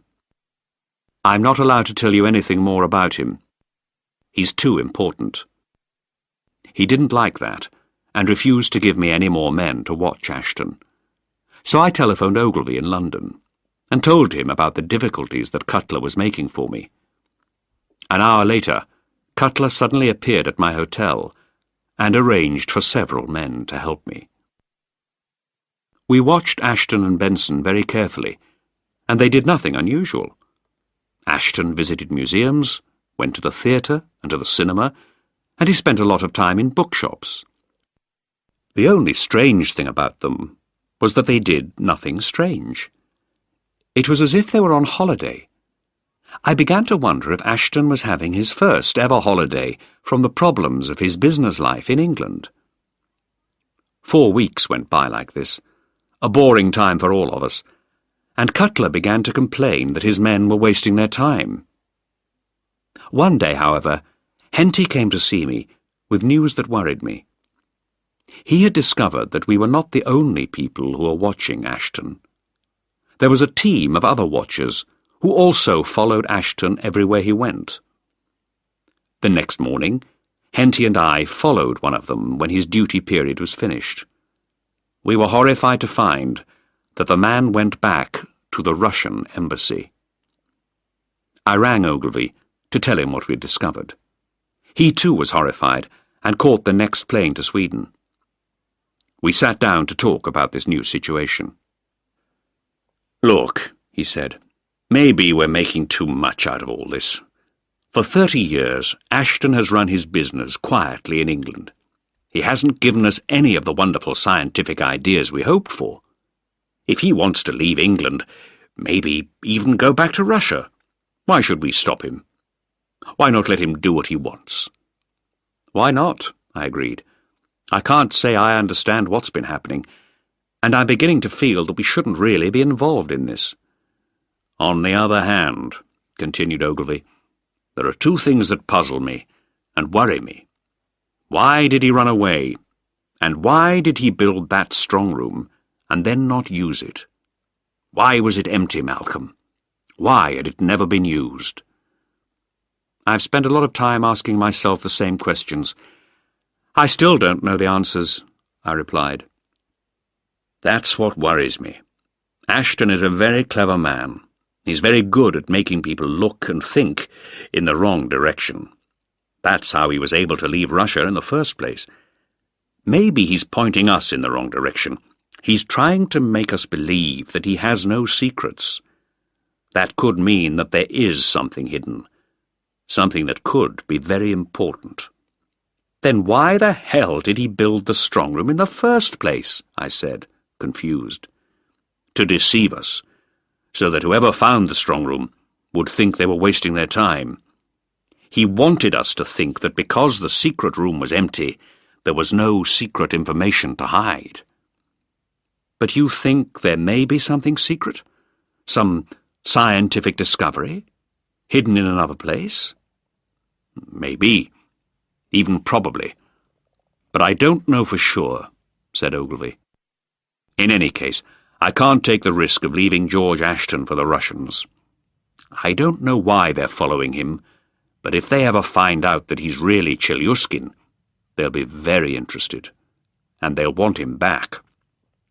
Like us, they'll want to know what scientific ideas he's been having in the last 30 years. I can't afford that risk. So, we've got to take Ashton back to England, whether he likes it or not. I could go and tell him the Russians are following him, I suggested. He'd come with us willingly then. I don't know, replied Ogilvy. If he thought the British Secret Service was still following him after 30 years, he might get so angry that he'd go back to Russia willingly. No, that's not good enough. It's too risky. But if he finds out that the Russians are watching him, he'll probably go straight back to England, I said. Provided that he doesn't know about us, growled Ogilvy suspiciously. How do you plan to arrange it? Ask the Russians to wear flags in their hats? Wait a minute, I said. I've got an idea. I turned to Larry Godwin, who had come to Stockholm with Ogilvy. How well do you speak Russian, Larry? That depends on what kind of regional accent you want, he replied. Why? Ogilvy began to understand. I see, he said thoughtfully. The Russians are very careful when they watch Ashton, too careful to make mistakes. But we could make a mistake for them, and frighten Ashton away from them. I like the idea. We considered our plan carefully, and 3 days later, we put it into operation. The situation outside Ashton's flat was becoming crazy. 2 men from the British Embassy were looking in shop windows, waiting for Ashton or Benson to come out. They did not know that they were being watched by 2 Russian agents looking in other shop windows, and the 2 Russians were being watched by 2 men from our department. There was hardly any room left for tourists in that narrow street. At 10:30 that morning, Ashton came out and walked towards the centre of the city. Larry Godwin and everybody else followed him. Ashton went into a bookshop, and as he was looking at a book, Larry, who had gone in behind him, dropped a book and swore loudly in Russian. Ashton put his book back on the shelf and left the shop immediately. He walked around the streets for quite a long time, looking behind him frequently, and then went to have lunch in a restaurant. Larry followed him into the restaurant and sat down at a table near Ashton. When Larry ordered his meal, he spoke Swedish with a strong Russian accent. Ashton looked very worried and finished his meal rather quickly.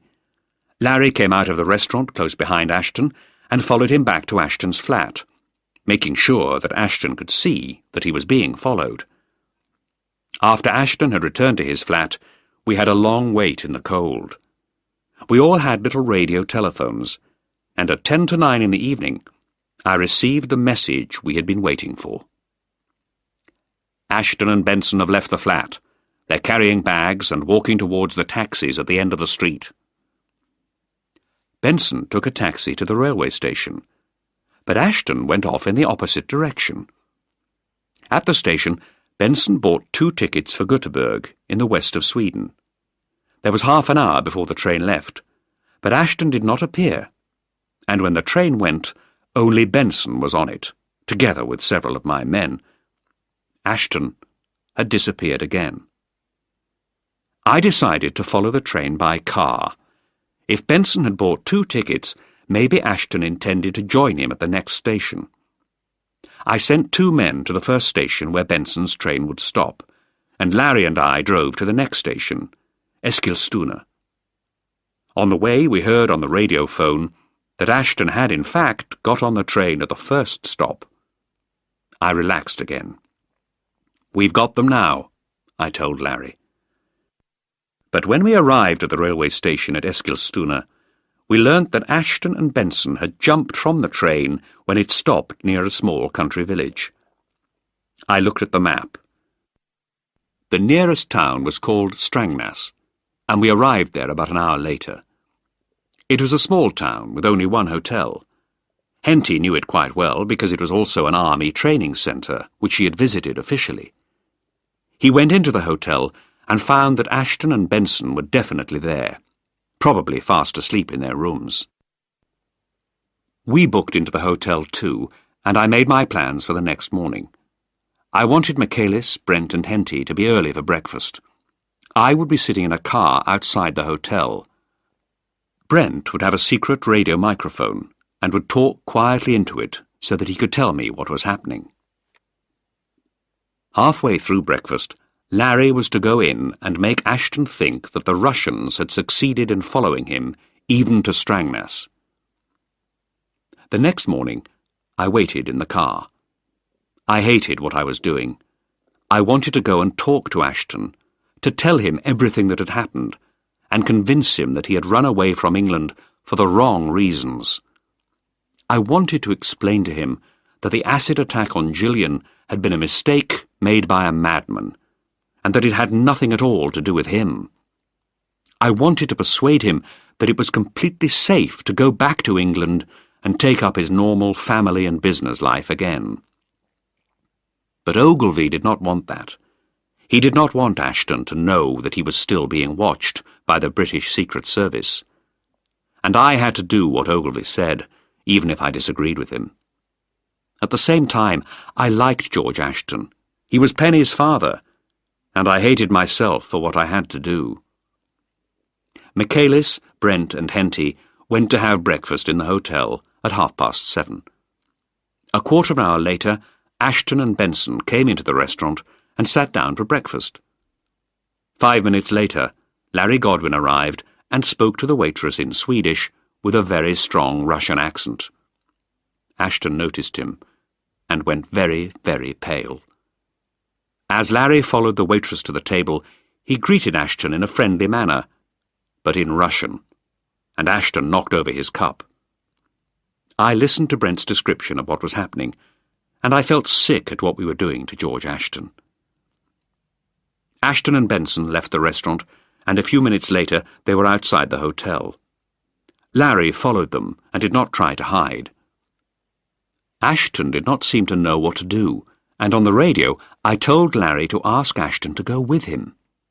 At first it seemed that Ashton was going to do this, but Benson shook his head and tried to get Ashton away. Finally, they started to walk out of town towards the forest. Over the radio came Larry's voice. "I talked to Ashton, and he was ready to come with me, but Benson spoiled it. He didn't want to listen to what I had to say." "What are they doing now?" I asked. "They've just left the road and walked into the forest." We all followed them into the trees. They kept changing direction to try to get away from us, and twice we nearly lost them. After we'd gone about 3 kilometres into the forest, I heard the sharp sound of guns. From where I was standing, I could not see Ashton, but Henty was further ahead. Over the radio, he said, "It's the Swedish Army. This is a training area, and Ashton is walking straight towards the guns. He'll get himself killed." I started running as fast as I could. I had to stop George Ashton, and I did not care what Ogilvy said.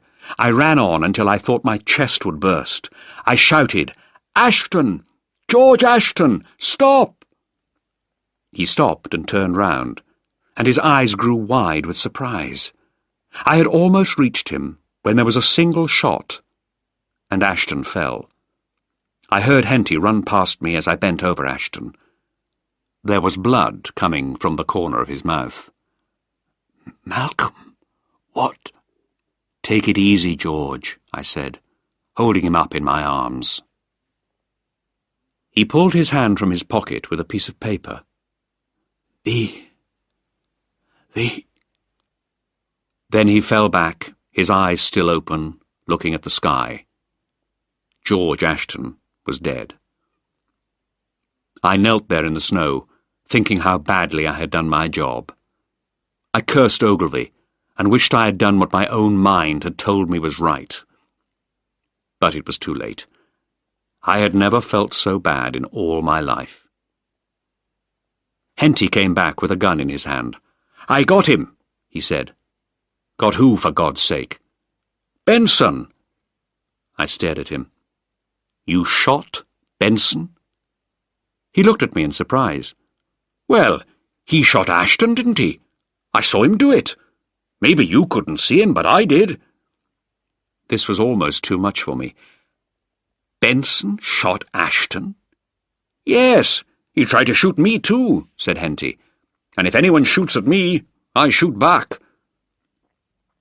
I was still trying to take this in when there was a loud noise at the top of the hill above us, and a huge army vehicle appeared. It stopped in front of us, and a Swedish officer climbed out. Henty threw his gun on the ground as I looked at the piece of paper that Ashton had tried to give me. It was a railway timetable for trains from Stockholm to Göteborg. The Swedish police were not happy.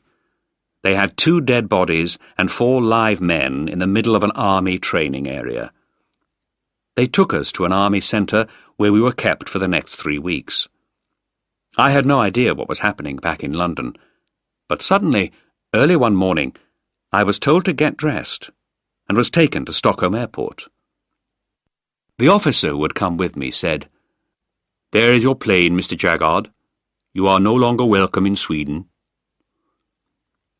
I arrived at Heathrow Airport in London and was met by Ogilvy. He took me to my flat and told me to report to his office the next morning.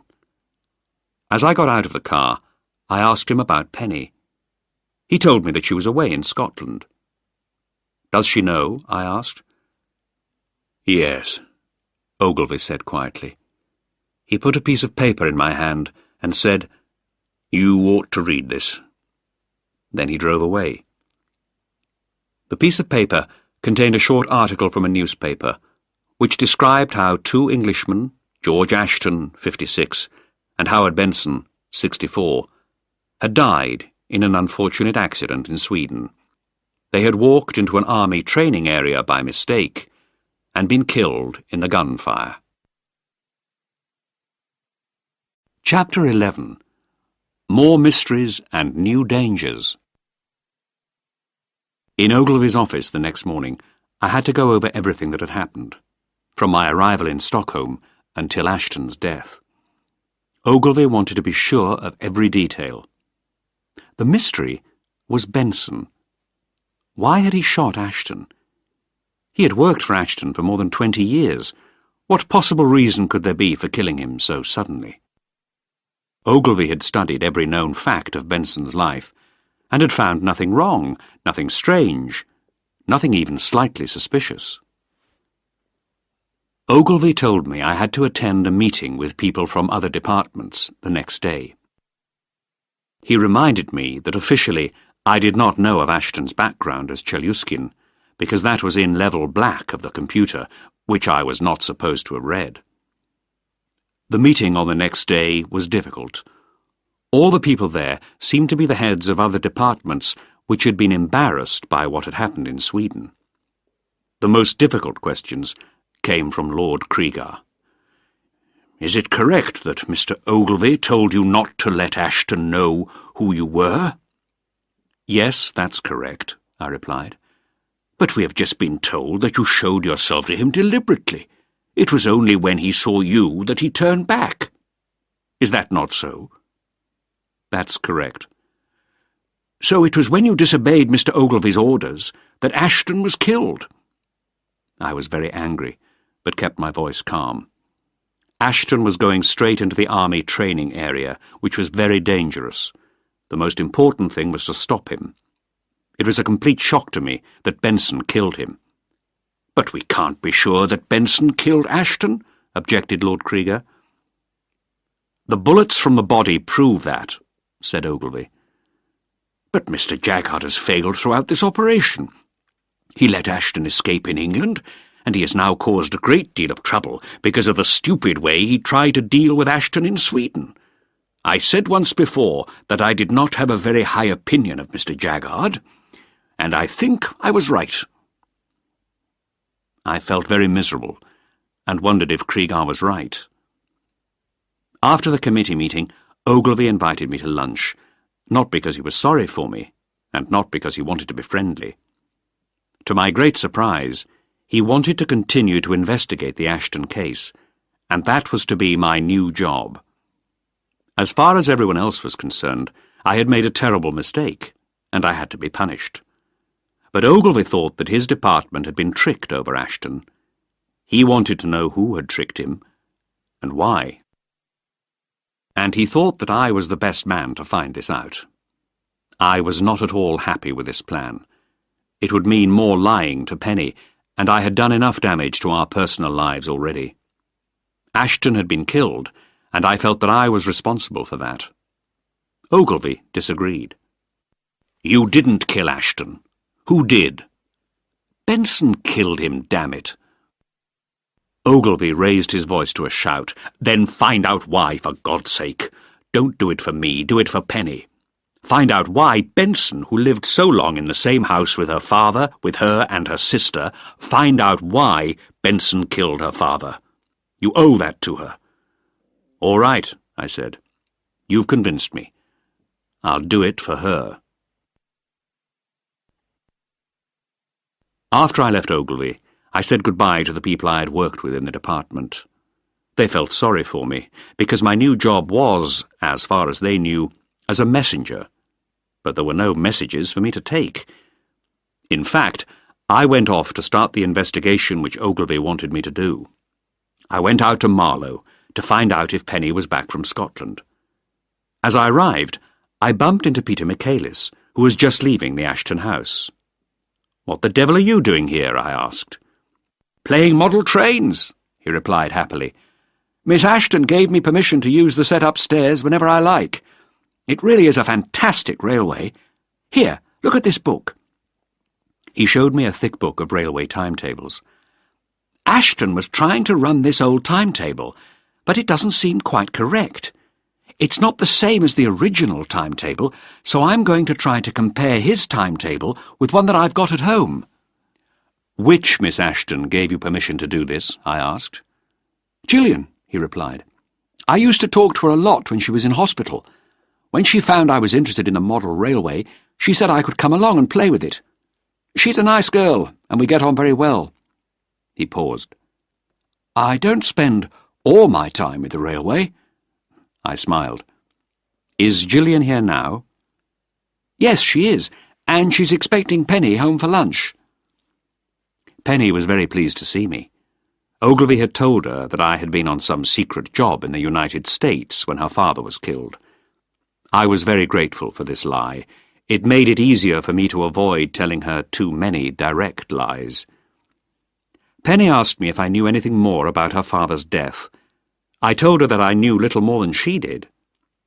"But why had he gone to Sweden, Malcolm? You were investigating him. Didn't you find out anything at all?" "Not really. At first we thought that he had run away because of the attack on Gillian, but when we found that man Maybury, that idea led nowhere. As far as we know, your father was having a long, quiet holiday in Sweden. There was nothing wrong in that, but we still don't know why he ran away so suddenly. We'll probably never know." "I suppose you're right, Malcolm. But what he did was so strange. It wasn't like him at all. I'm still very puzzled and worried. I need time to think about it. And to think about us, too." "I can understand that," I said. "And I don't mind. It's been a terrible time for you and Gillian. What is she going to do?" "We're both going to America soon, and the doctors there will try to repair the damage to her face. The house is going to be sold while we're away." She fell silent, and afraid that she would ask more questions about her father, I changed the subject again. "What were you doing in Scotland?" I asked. "Oh, I was asked to advise on the building of a new laboratory. I think it needs to be P4, and they only want to go to P3. "I don't understand," I said. "What are P3 and P4? "Oh, I forgot. I'm so used to talking about my work with Daddy.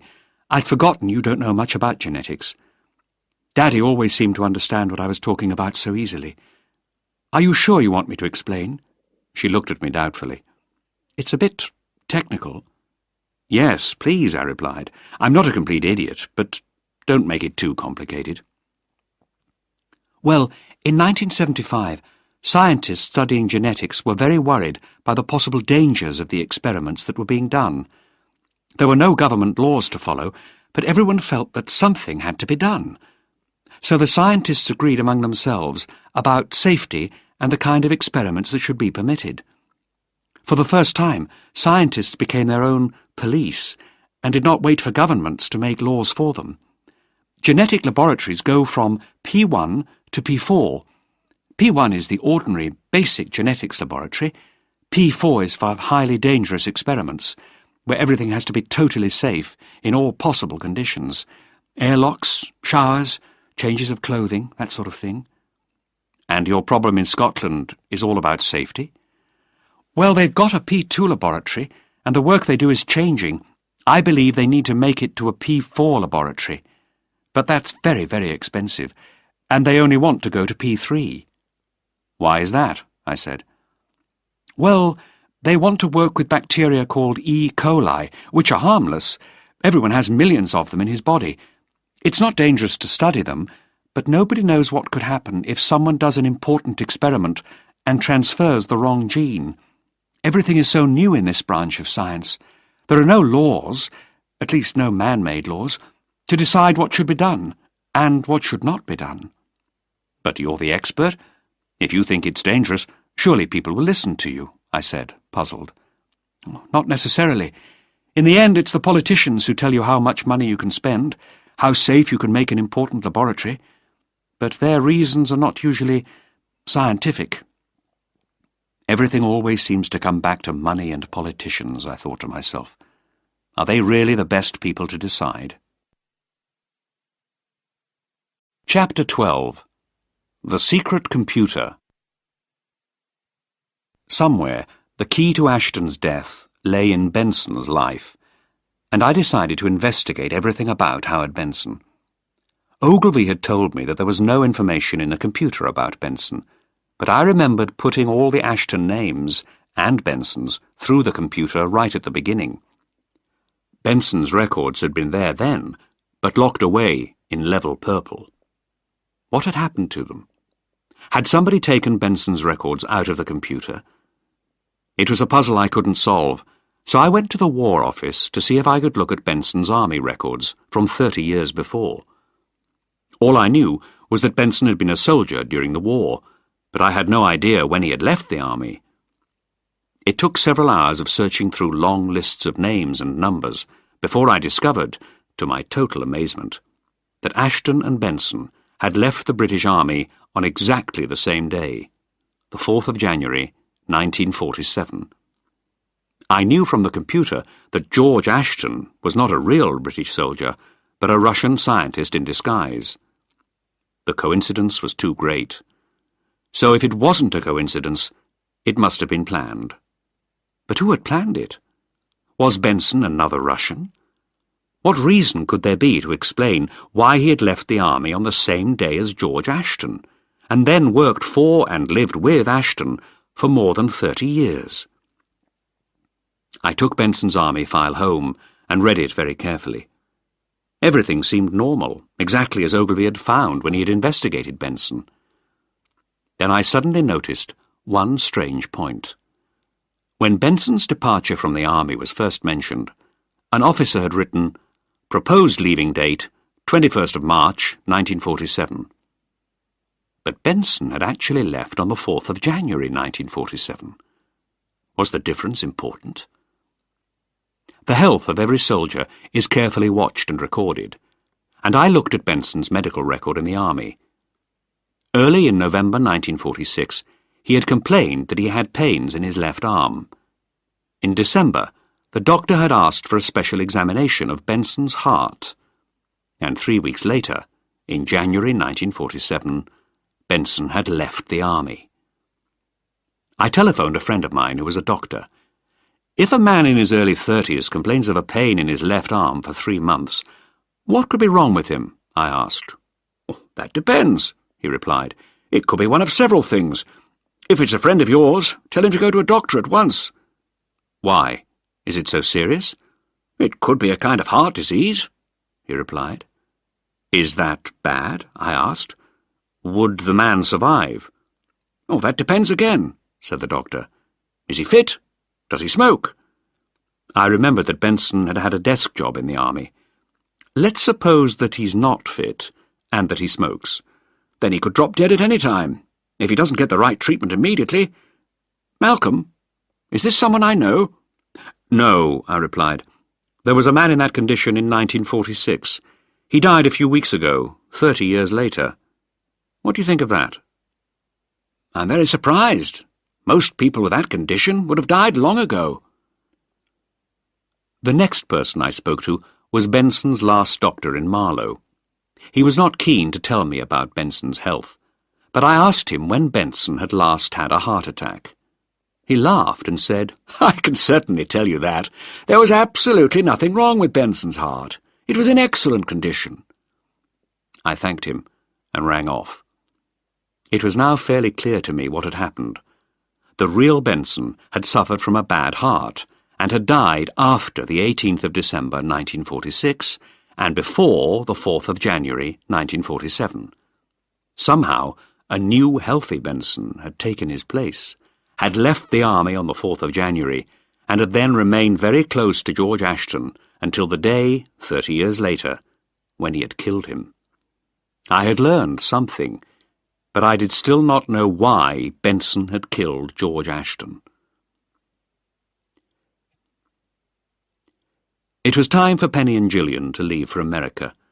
They had decided to sell the house at Marlow, and the auction was going to be held while they were away. Gillian expected to be in America for quite a long time, but Penny hoped to be back after a week or two. She was then supposed to go back to visit the laboratory in Scotland. It was about this time that I began to feel that somebody had given me quite a lot of valuable information, but I had failed to recognize its full importance. What was it? I thought about it for hours, but the right piece of information refused to come to the surface of my mind. Something I had heard, or maybe something I had read, was the key to the problem. But I could not find out what it was, no matter how much I tried. On the day of the auction, I went to the Ashtons' house near Marlow. To my surprise, Michaelis was there, looking as unhappy as I felt. "I'm glad Gillian isn't here to see this," he remarked as we looked around the rooms full of articles for sale.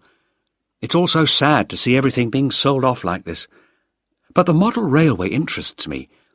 I thought I'd like to buy a bit of it, but I don't think I'll have a chance. Lucas Hartman is here." "Who's he?" I asked. "A rich American who collects model railways. He'll buy the whole thing, I expect. It'll probably cost him £15,000, maybe more, but he'll buy it." "So much? Over £15,000 for a model railway? I don't believe it," I said. "Wait and see," replied Michaelis. "And what annoys me is that I never got to understand the system.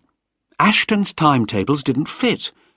You remember I showed you his big book of railway timetables, the old London, Midland and Scottish Railway?" "Yes, I remember. You were going to compare them with the original ones. Weren't they the same?" "No, they're completely different. The pattern of Ashton's timetables doesn't seem to be like any normal system of railway timetabling. I just couldn't understand it." As Michaelis was talking, I had a picture in my mind of George Ashton as he lay dying in the snow, trying to give me a Swedish railway timetable. It was as if a bomb exploded in my head. "By God, that's it," I whispered. "That's got to be it." Michaelis stared at me. "What's wrong?" "Come on," I said. "We've got to speak to the auctioneer." 5 minutes later, we were talking to the man in charge of the auction. "I'm speaking for the Ashton sisters, Penelope and Gillian. You mustn't sell the model railway upstairs." "I'm not sure I can do that," said the auctioneer. "You say you speak for the Ashton sisters. Can you prove it?" "No, I can't at the moment." "I'm sorry, Mr. Jaggard," he said.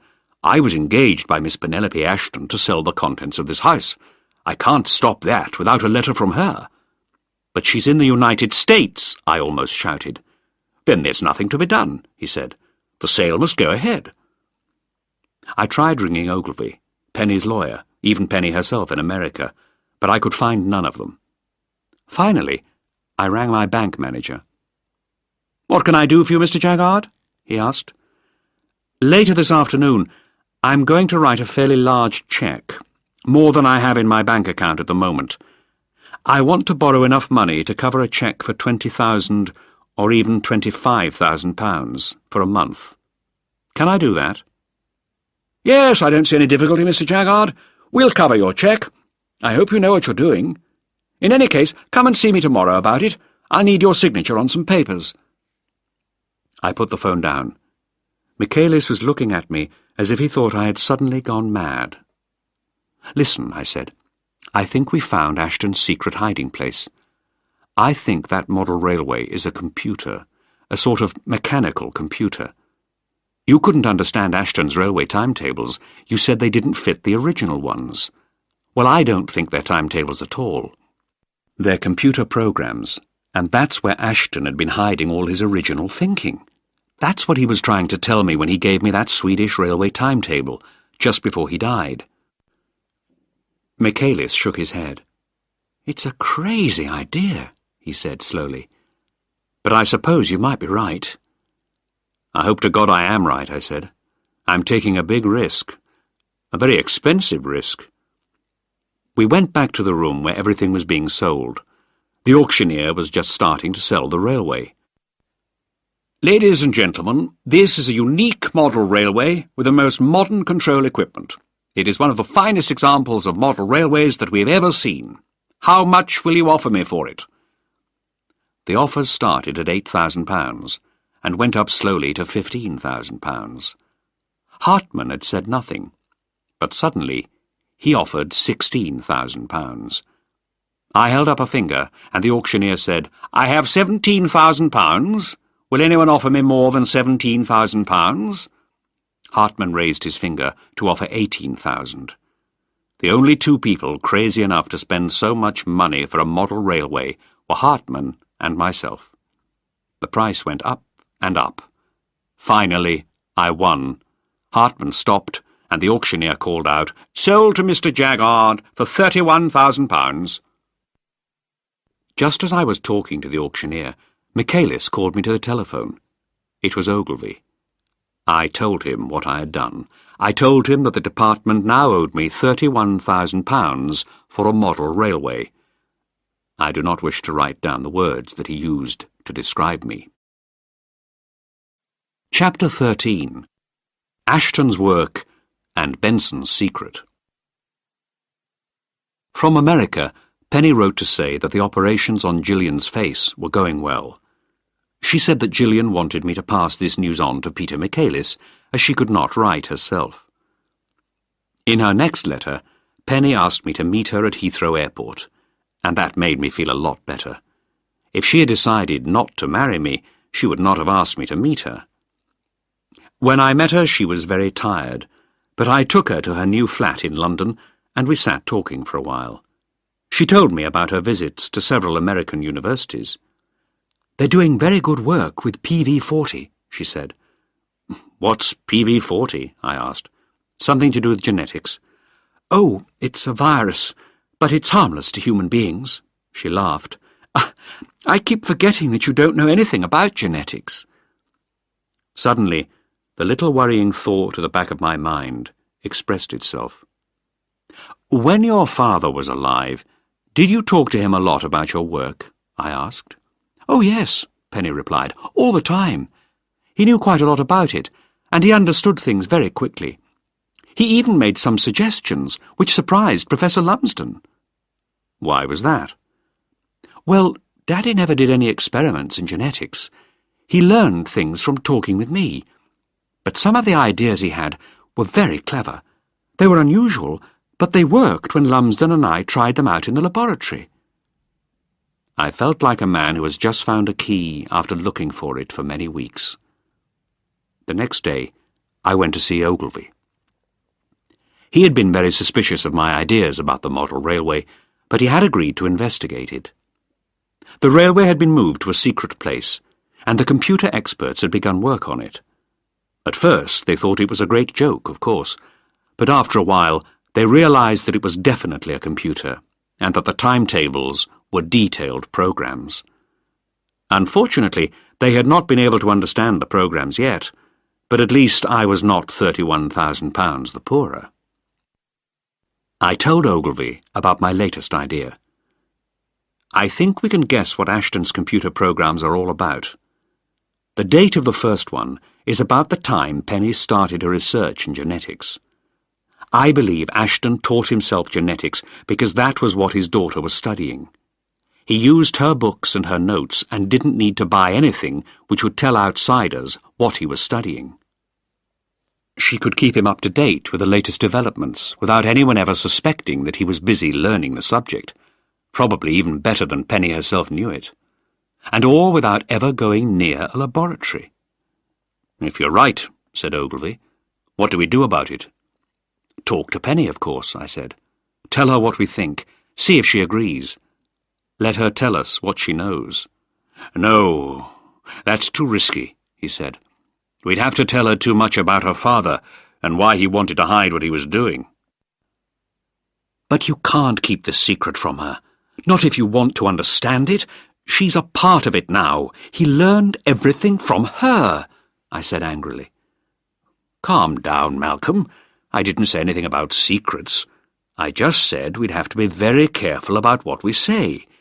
You can leave that side of things to me, so don't worry about it." After that meeting, I had a strange suspicion that Ogilvy was not being completely honest with me. It was the first time I had ever felt that about him, and I didn't like it. I went to see Penny that afternoon at University College.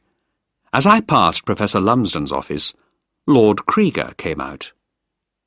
He looked very surprised and demanded, "What are you doing here?" I didn't think it had anything to do with him, and replied, "Just visiting." He stopped and said, "You know the Ashton case is closed?" "Yes, of course," I replied. "Then you know you shouldn't be coming here to ask questions." "I'm sorry, Lord Krieger, but I don't think I have to ask your permission when I want to visit the girl I'm going to marry." "Oh," he said, "I'd forgotten." His eyes changed and lost their suspicion. "I'm sorry about that. I'd forgotten that you're engaged to Dr. Ashton. I wish you both every happiness, but now I must go. I'm in a bit of a hurry." As he hurried off along the corridor, I wondered why his first thought on seeing me was to think it had something to do with the Ashton case. That evening, Penny invited me to dinner in her new flat. After dinner, as we were sitting having coffee, she said quietly, "When would you like us to get married, Malcolm?" That night, the coffee got spilt on the carpet, and I stayed for breakfast. The next day, Penny had to go to Scotland because she was still involved in arguments about the safety of the laboratory there.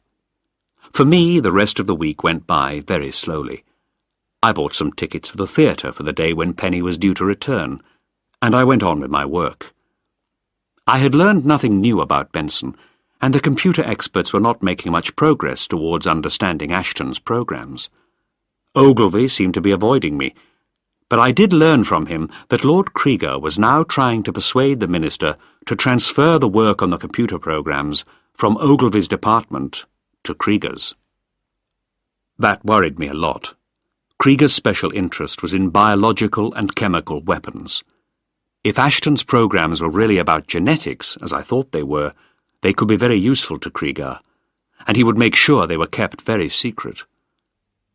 Perhaps that was why Ashton had hidden them so well, to keep them from dangerous people like Krieger, who would use them only to increase their own power.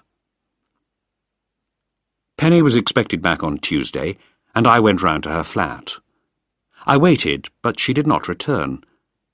Early the next morning, I rang Professor Lumsden, who said he had not heard from her for several days. When I asked for her telephone number in Scotland, he said he was not allowed to give it to me. I was rather puzzled. There seemed to be another mystery here, and I began to get worried about Penny. When I got home, I found that the suitcase which I had left behind in Sweden had finally been sent back to me by the Swedish police. That gave me an idea, and I drove out to the Ashtons' house at Marlow. The cases which Ashton and Benson had taken to Sweden had also been sent back. I looked at everything very carefully, took everything out of the cases, and examined it thoroughly, but found nothing. As I was putting Benson's clothes back into the case, his wallet fell on the floor. I had already examined it once, but this time, when I picked it up, I noticed that the silk lining was torn. I examined it more closely. The lining had been very carefully cut, and hidden inside was a piece of paper. I pulled it out. It was a letter.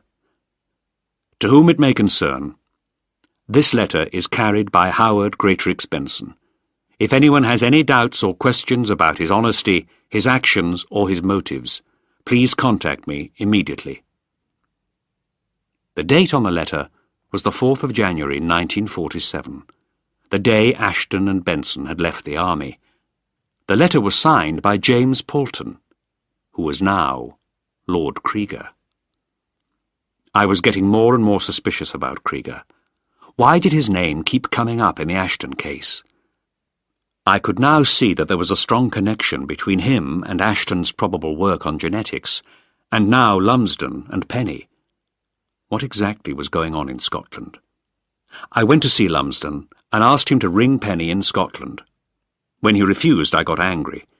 He would not tell me where the laboratory was, or what work was being done there, or even who ran it.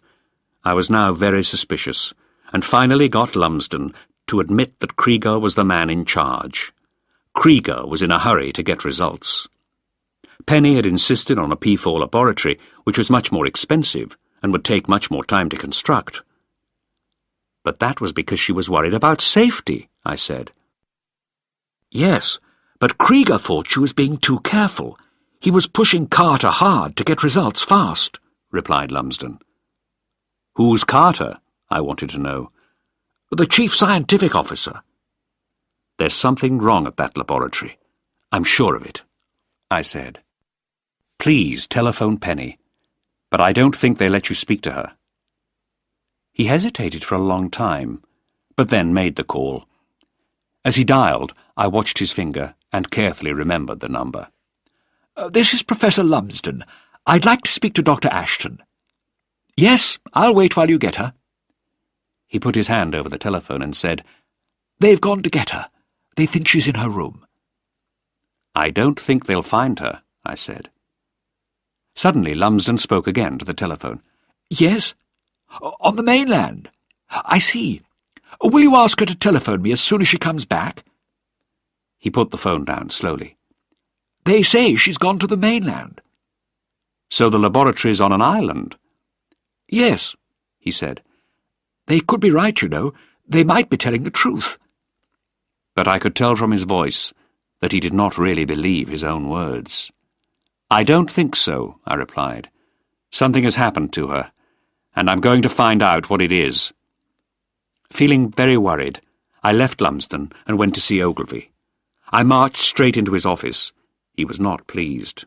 I didn't send for you, he said coldly. I paid no attention. I've discovered Benson's secret, I said. He was Krieger's man. Ogilvy's eyes opened wide. I don't believe it. I put the letter on his desk. Read that. You will see how Benson was Krieger's spy on Ashton for 30 years. Even when Krieger was no longer responsible for Ashton, he still had his spy watching. That's why Benson's records disappeared from the computer. It all fits together, admitted Ogilvy. But I still can't believe it. There must be another explanation. Well, I'll get it out of Krieger, even if I have to beat it out of him. Penny Ashton has disappeared, and Krieger has something to do with it. What on earth are you talking about? He demanded. I told him about Penny's work in Scotland, and how Krieger was involved in this secret laboratory. I gave him the phone number and said, see if you can find out where that telephone is. 5 minutes later, he had the answer in 2 words. Cladach Dulwch. Chapter 14. Trouble in Scotland. Clonardulloch was a hard place to get to. It was one of the summer islands off the northwest coast of Scotland, islands which are beautiful in summer and terrible in winter. I flew to Inverness and hired a car to drive across Scotland to Ullapool, the nearest fishing village to Clonardulloch. It was late when I arrived, but I found a small hotel quite easily. I managed to find a fisherman who promised to take me to Clonardulloch the next morning, if the weather was right. Before dinner, I sat in the bar talking with the local people. They did not know much about what happened on Clonardulloch. There were a few buildings, that was all, but the people who worked there always came and went by helicopter. They never came to Ullapool. Nobody else was allowed to land on the island. "What do you think they're doing there?" I asked. "Do you think it's another Grignard?" Grignard was a Scottish island, where a government experiment in biological weapons had gone very wrong many years ago. The island had been badly poisoned, and was still too dangerous for anyone to go there. "It had better not be," said a man called Archie Ferguson angrily. He was a tall, powerful Scot with a soft voice and a fierce-looking face. "If we thought it was another Grignard," he went on, "we'd take the fire to it and burn everything to the ground." After dinner, I made a telephone call to Clonardulloch. A voice said, "How can I help you?" "I'd like to speak to Dr. Ashton. My name is Malcolm Jaggard." "Just a moment, I'll see if she's available," came the reply. There was a 4-minute silence. Then another voice said, "I'm sorry, Mr. Jaggard, but Dr. Ashton went to the mainland and hasn't come back yet." "Whereabouts on the mainland?" I asked. There was a pause. "Where are you speaking from, Mr. Jaggard?" "From London. Why?" The voice did not answer the question. "She went to Ullapool. That's our nearest town. She wanted to do some shopping. May I ask how you got our number?" "Dr. Ashton gave it to me," I lied. "When do you expect her back?" "Oh, I don't know. The weather has changed, and I don't think she'll be able to get a boat back to the island until tomorrow morning. I'm sure she'll be back then." "I see. May I ask who I'm speaking to?" "I'm Dr. Carter." "Thank you, Dr. Carter. I'll ring tomorrow." As I put the phone down, I knew that I was not the only person who was telling lies. I went back to the bar and spoke to Archie Ferguson again. "I've been talking to the people on Clonardulloch. They told me a woman came to Ullapool today from the island. She's about 1.70 meters tall, dark hair, about 28 years old." Robbie Ferguson, Archie's brother, interrupted me. "How did she come from the island?" "By boat," I answered. "Then she didn't come," he said positively. "There's no boat on Clonardulloch, only a helicopter. Nobody came from the island to Ullapool today, I can promise you that." The next morning, Robbie Ferguson's boat took me across the rough seas to Clonardulloch. It was a low island, which looked as if the sea could cover it at any time. Before I left, I said to Archie, "Look, if I'm not back by 4 o'clock this afternoon, I want you to get the police and come looking for me."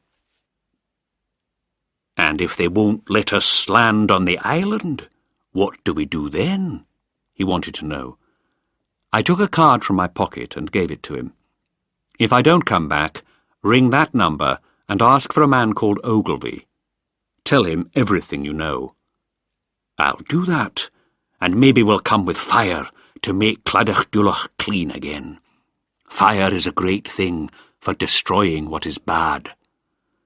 I did not argue with him, but as Robbie and I approached Clonardulloch, I felt better knowing that I had Archie Ferguson behind me in case anything went wrong.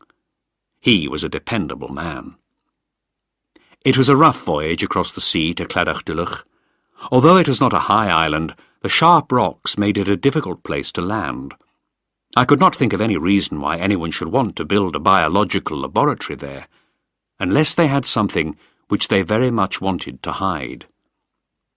Robbie Ferguson brought the boat in as close as he could, and I jumped onto the rocky shore. I saw a notice, Government Property, Landing Forbidden. It did not say who had forbidden everyone to land on the island. There were some steps leading from the rocks where I had landed.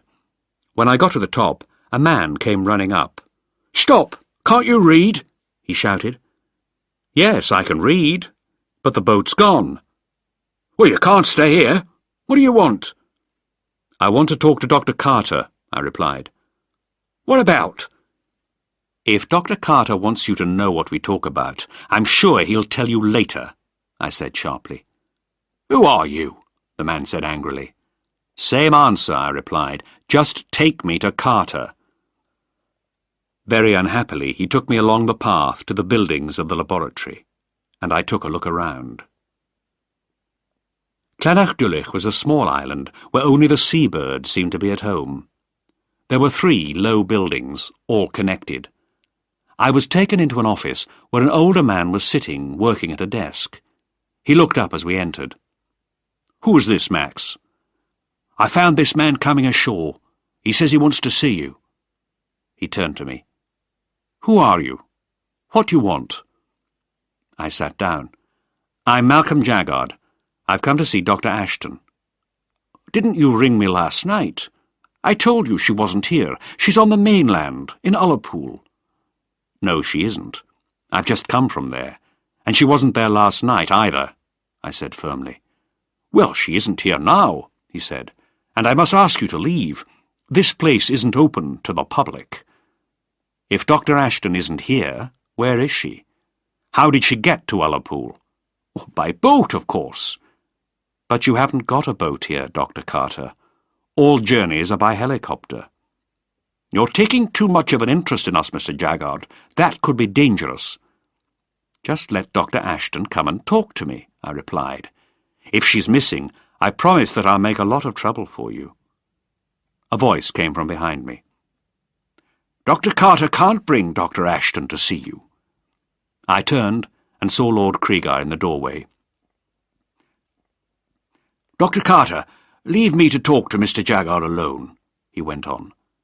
He turned to the man I had met outside and who had brought me in. "Search him, Max. Make sure he hasn't got a gun." "No gun," said Max after he had searched me carefully. "Oh, well, even if he hasn't got a gun, he could still get drowned if he was on the island trying to break into these buildings, couldn't he?" said Cregar calmly. "No problem, sir," said Max unfeelingly.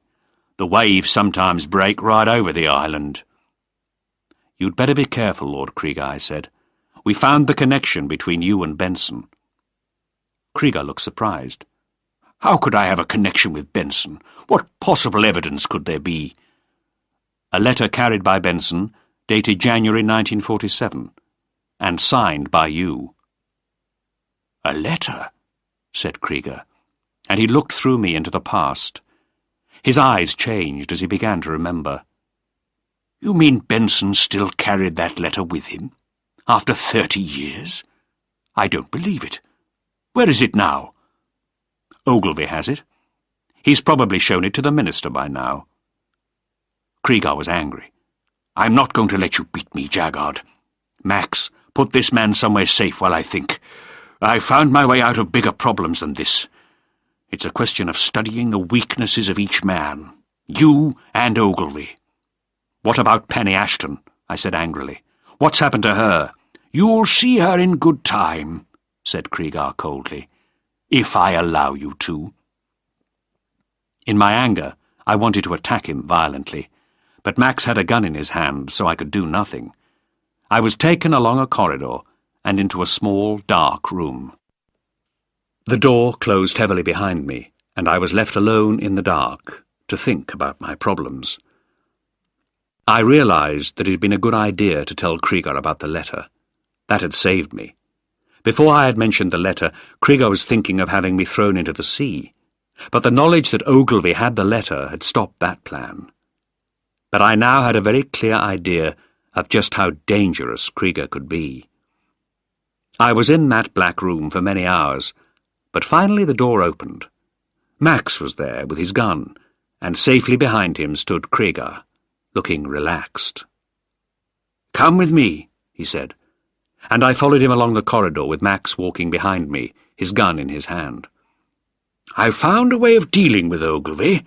There'll be no problem there," said Krieger casually. "But that still leaves you. After you've seen Dr. Ashton, we'll have a talk." He stopped at a door.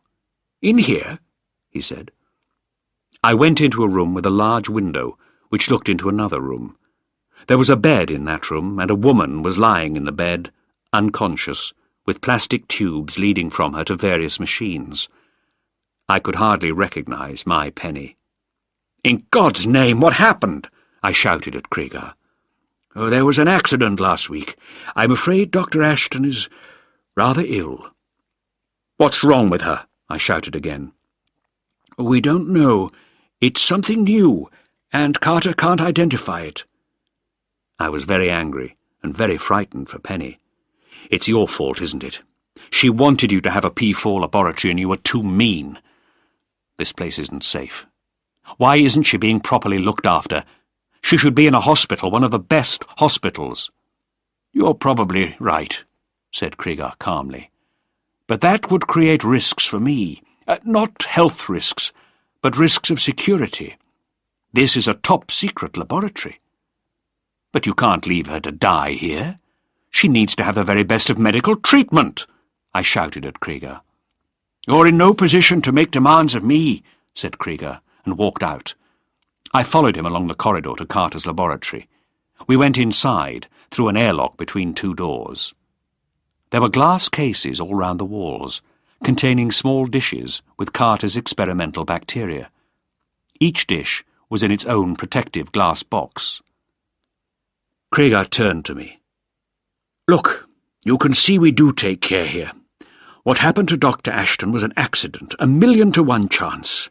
It's very important to me that you believe me." "If you'd listened to her, it wouldn't have happened," I said. "But I believe you. I don't think it was done on purpose. What's so important about what I think, anyway?" "Well, I can come to an agreement with Ogilvy, but I still have to make sure you don't give away my secrets." "Have you spoken with Ogilvy?" I asked. "Yes, of course. He understands." I felt sick with disgust. Even Ogilvy seemed to be willing to hide the truth, to allow himself to be bribed by this dangerous government official. I knew then that I would never work with Ogilvy again. "The trouble is that you have to be around Jaggard for some time to come. If anything happened to you, Ogilvy might change his mind. That's too great a risk, and it creates a problem for me." "How to keep my mouth shut without actually killing me?" "Exactly. You are a man like myself. We go straight to the heart of any problem. But I think we can do business. I'll exchange the life of Dr. Ashton for your silence." I looked at Krieger with total disgust. He had said that the solution to his problem would be found by studying men's weaknesses, and he had found mine. "As soon as you agree, Dr. Ashton can be taken to hospital. There's a document I want you to sign. It'll make sure that you remain silent." A telephone rang. Krieger told Max to give him the gun and then answer the call. There was silence as Max listened, saying only, "Who? Where? How many?" He put the phone down. "There's trouble outside. A lot of men are landing on the island." "Who are they?" said Krieger. "Local people." "Stupid Scots fishermen. Go and chase them away, Max." As Max left, Krieger turned to me and asked, "Is this anything to do with you?" "How could I start a local war?" I asked. "But I want Penny in hospital fast. How do we get off here?" "A phone call will bring a helicopter in 2 hours." "You'd better make that phone call then," I replied. While he was thinking about what I had just said, I hit him hard in the stomach. As he fell to the floor, his gun went off. The bullet missed me, but I heard the crash of breaking glass. By the time he picked himself up, I was holding the gun. "What's the number to ring for the helicopter?" I said. "You can't win, Jaggard," shouted Krieger. "Nobody will ever believe your word rather than mine." He turned his head, noticed the broken glass, and screamed, "Oh, God! Look what you've done! I'm getting out of here." 2 of the glass cases in the laboratory were broken, and the contents of the dishes had spilled on the floor. Cregar tried to push past me to get out of the room. He did not seem to care about the gun, so I hit him over the head, and he fell to the floor, unconscious.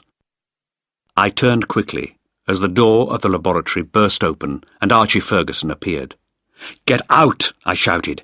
"Get out! It's not safe! Go next door and I'll talk to you." The door shut very quickly, and a moment later I saw Archie through the glass window of Carter's laboratory.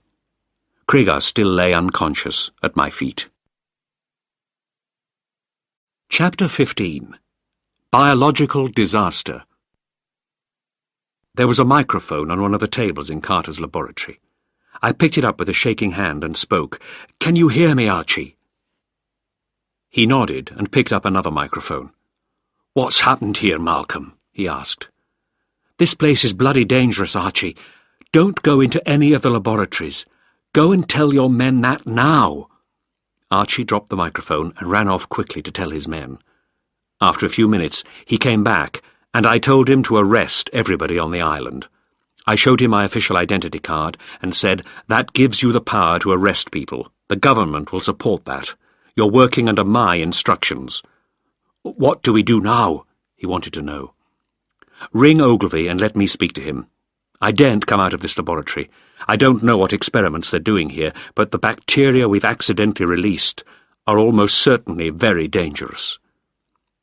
When I turned around, Cregar was starting to wake up, but he said nothing. The call to Ogilvy came through. Before he could start asking questions, I said sharply, "This is an emergency. Cregar's laboratory has gone wrong. There's 1 serious case of infection and 2 suspected cases. The bacteria causing it are new to medicine, probably man-made, and highly infectious. We need immediate hospital treatment for 3 people in P4 conditions. I suggest the biological centre at Porton Down." "I'll get that arranged at once," said Ogilvy. "Who are the 3 people in danger?" "The serious case is Penelope Ashton." There was a gasp at the other end of the line. "Oh, my God!" "I'm sorry, Malcolm," came Ogilvy's voice. I went on. "The suspected cases are Cregar and myself." "For God's sake, Malcolm, what's been happening up there?" "You'd better ask Dr. Carter. He's the man in charge of the experiments up here. But make it quick. I think Penny is dying." When I'd finished talking to Ogilvy, Archie Ferguson picked up his microphone. He had been listening to the conversation and was very angry. He wanted to throw Cregar and the others into the sea, but I persuaded him that was too dangerous for the fish. I asked him to find me a cassette recorder and food for Cregar and me. He was unhappy at the thought of getting food for Cregar, but did it, and pushed it into the laboratory. I got the cassette recorder ready. Cregar did not seem interested. It was as if he had given up. "Nothing matters any more," he said. "How did Benson learn about Ashton's work?" I asked. "Oh, that was a long time ago. 5 years ago, at least. He saw that Ashton was helping his daughter with her studies, but also starting to do a lot of work on his own. We never knew what it was. He hid it from Benson, and we thought it was hidden in his secret room." He stopped and looked up at me. "You're a clever man. I never thought of the railway. I should have done. Ashton wasn't the sort of man to play with toy trains." Now that he had started to tell the truth, Cregar's voice flowed on. I suppose he thought there was no reason to keep silent. It was a sort of deathbed confession. I asked him about Maybury's attack on Gillian. "I had nothing to do with that," said Cregar. "It was senseless. I didn't even know Maybury existed until the police found him. But I was ready to take advantage of it. I had the flat in Stockholm ready and the false passport. It only needed Benson to persuade Ashton that his girls were in danger and that my department had a safe house for him in Sweden. He ran away. All I wanted to do was look in his secret room. But it was empty." I began to see why so many misunderstandings had happened. Ashton had never known the truth, and neither had I. But why on earth did Benson kill Ashton? Orders from 30 years ago, to make sure Ashton didn't go back to the Russians. I never thought to cancel the order, And Benson remembered it after all those years. I can hardly believe it." Krieger seemed almost proud of Benson's loyalty, even though it had led to Ashton's unnecessary death. Out of curiosity, I asked, "Krieger, why did you do all this?" He looked at me in surprise. "A man must do something important in his life, something that people will remember." I stared at him and felt cold to my bones. He carried on talking about power and politics, but I was no longer interested. Finally, Ogilvy rang to say there was a helicopter with a specialist medical team on its way to us. The men who came were dressed in plastic clothing from head to foot, just like men from space. They put us in plastic envelopes and carried us away to hospital. I never saw Krieger again. Chapter 16. My New Job. A month later, I came out of the special hospital where a team of 30 doctors and nurses had looked after me. Penny had even more doctors than I had because her condition was worse than mine, but Ogilvy and Lumsden had brought the best doctors from the United States and Europe, and they had succeeded in saving Penny's life. Dr. Starkey was the man in charge. If Dr. Ashton had been on Clydach Dulwich for one more day without proper medical attention, she would be dead now, he said. You are both very lucky. Slowly, Penny began to get better. I couldn't kiss her or even touch her in a protective glass cage, but we began to talk about getting married. She said she thought a double wedding would be nice. Michaelis had asked Gillian to marry him. I was not too surprised at that piece of news. Ogilvy had come to visit me in hospital. "I've listened to the cassette of your conversation with Krieger," he said. "I don't think even Krieger can escape from this problem." "Have the computer experts had any success with Ashton's computer programs?" I asked. "Yes, and my God, they're fantastic. Everyone said the man was a genius, and he's proved it." "How is that? What's he done?" "Well, I don't really understand it," said Ogilvy. "But it seems that Ashton has done for genetics what Einstein did for physics. He studied genetics from a mathematical point of view, and has shown that genetics has a mathematical basis. He's been able to show what genetic arrangements are possible or not possible, without depending on laboratory experiments for each arrangement. It's quite fantastic." "That should make Professor Lumsden happy," I said. "He doesn't know," said Ogilvy. "The information is still secret." "Why?" "The minister thinks that there are good reasons for keeping it secret, at least for a while. We have to study how useful the information could be." I felt disgusted. The minister was another Krieger. He had found a piece of important information, and that gave him power, as long as it was secret. He was going to hold on to it. I began to realize why Ashton had hidden his ideas. It was to keep them away from men like Krieger and the minister. Ogilvy went on, "When you've fully recovered and get back to work, I've got a new job for you. I want to prepare you for Kerr's job. He's going to retire in 2 years, and you're the right man for the job." Kerr was number 2 to Ogilvy in the department. "When I retire in 7 years' time," Ogilvy continued, "you could be head of the department." "Get lost," I said bluntly. "I don't want the job." Ogilvy was shocked. "What did you say? What's got into you, Malcolm?" "You weren't interested in what was right or wrong. You were going to do a deal with Krieger. He told me he had come to an agreement with you. I was shocked. Krieger called me an honest man. But to Krieger that isn't a good thing. It just meant he didn't know how to buy me. He could buy everyone else so that they would do what he said, even you. That's why I don't want your job. I might become like you. How could an honest man do what we did to George Ashton?" "Malcolm, I don't think you're being sensible about this," he replied angrily. "I'm a human being. I try to be honest, and I want to stay that way. Your job would destroy that part of me." Ogilvy went away, very unhappy. Chapter 17. The Future. And we all lived happily ever after. At least, that's what would have happened in the old-fashioned kind of story we all used to read when we were children. But my story is different. Penny came out of hospital fully recovered. Gillian came back from New York, looking better than she had before the acid attack. Together with Michaelis, we all went out for dinner and planned a wonderful double wedding. 10 days before the wedding, I went back to see Dr. Starkey. He asked me a lot of questions, gave me a lot of medical tests, and told me to come back in a week. On the day I went back to see him, I read in the Times that Lord Krieger had died. I was disgusted by what was written about him. A loyal public servant who worked for his country for many years with no thought for himself. That was not the Krieger who had been quite prepared to let Penny and me die on Cladach in order to save himself.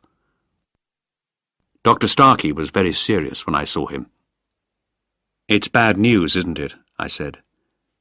"Yes, it is," he said directly. "It's cancer."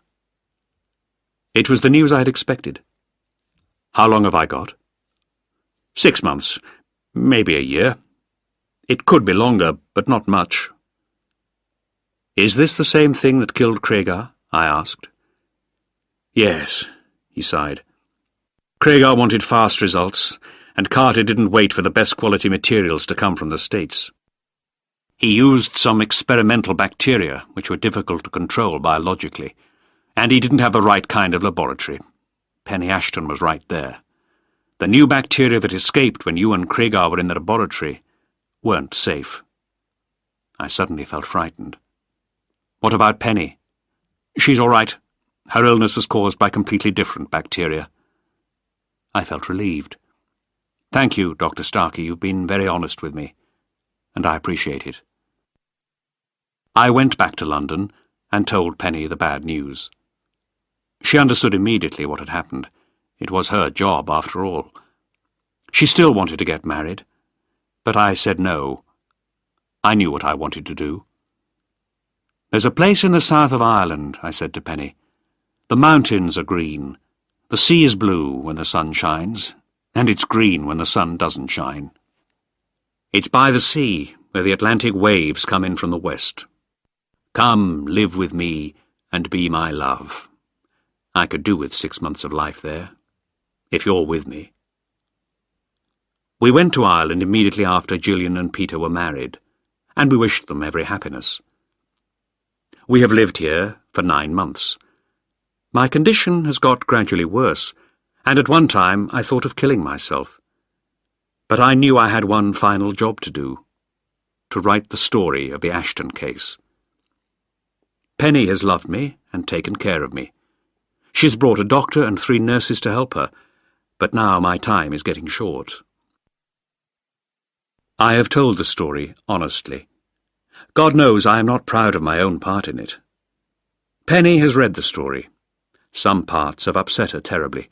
Some parts have made her laugh. Other parts have made her sad. She has typed it all herself. I want people to be able to read my story, to know what is done by governments in the name of the people. There are too many Kriegers around in government.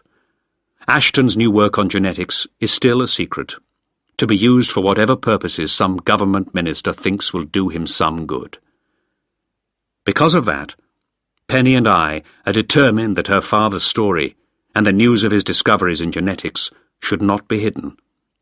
We have done what we can to make sure that the story will be published in full. This story, and my life, are now coming to an end. It is not a happy story. In the words of an American writer, we have met the enemy, and he is us. I hope, for your sake, that he is wrong.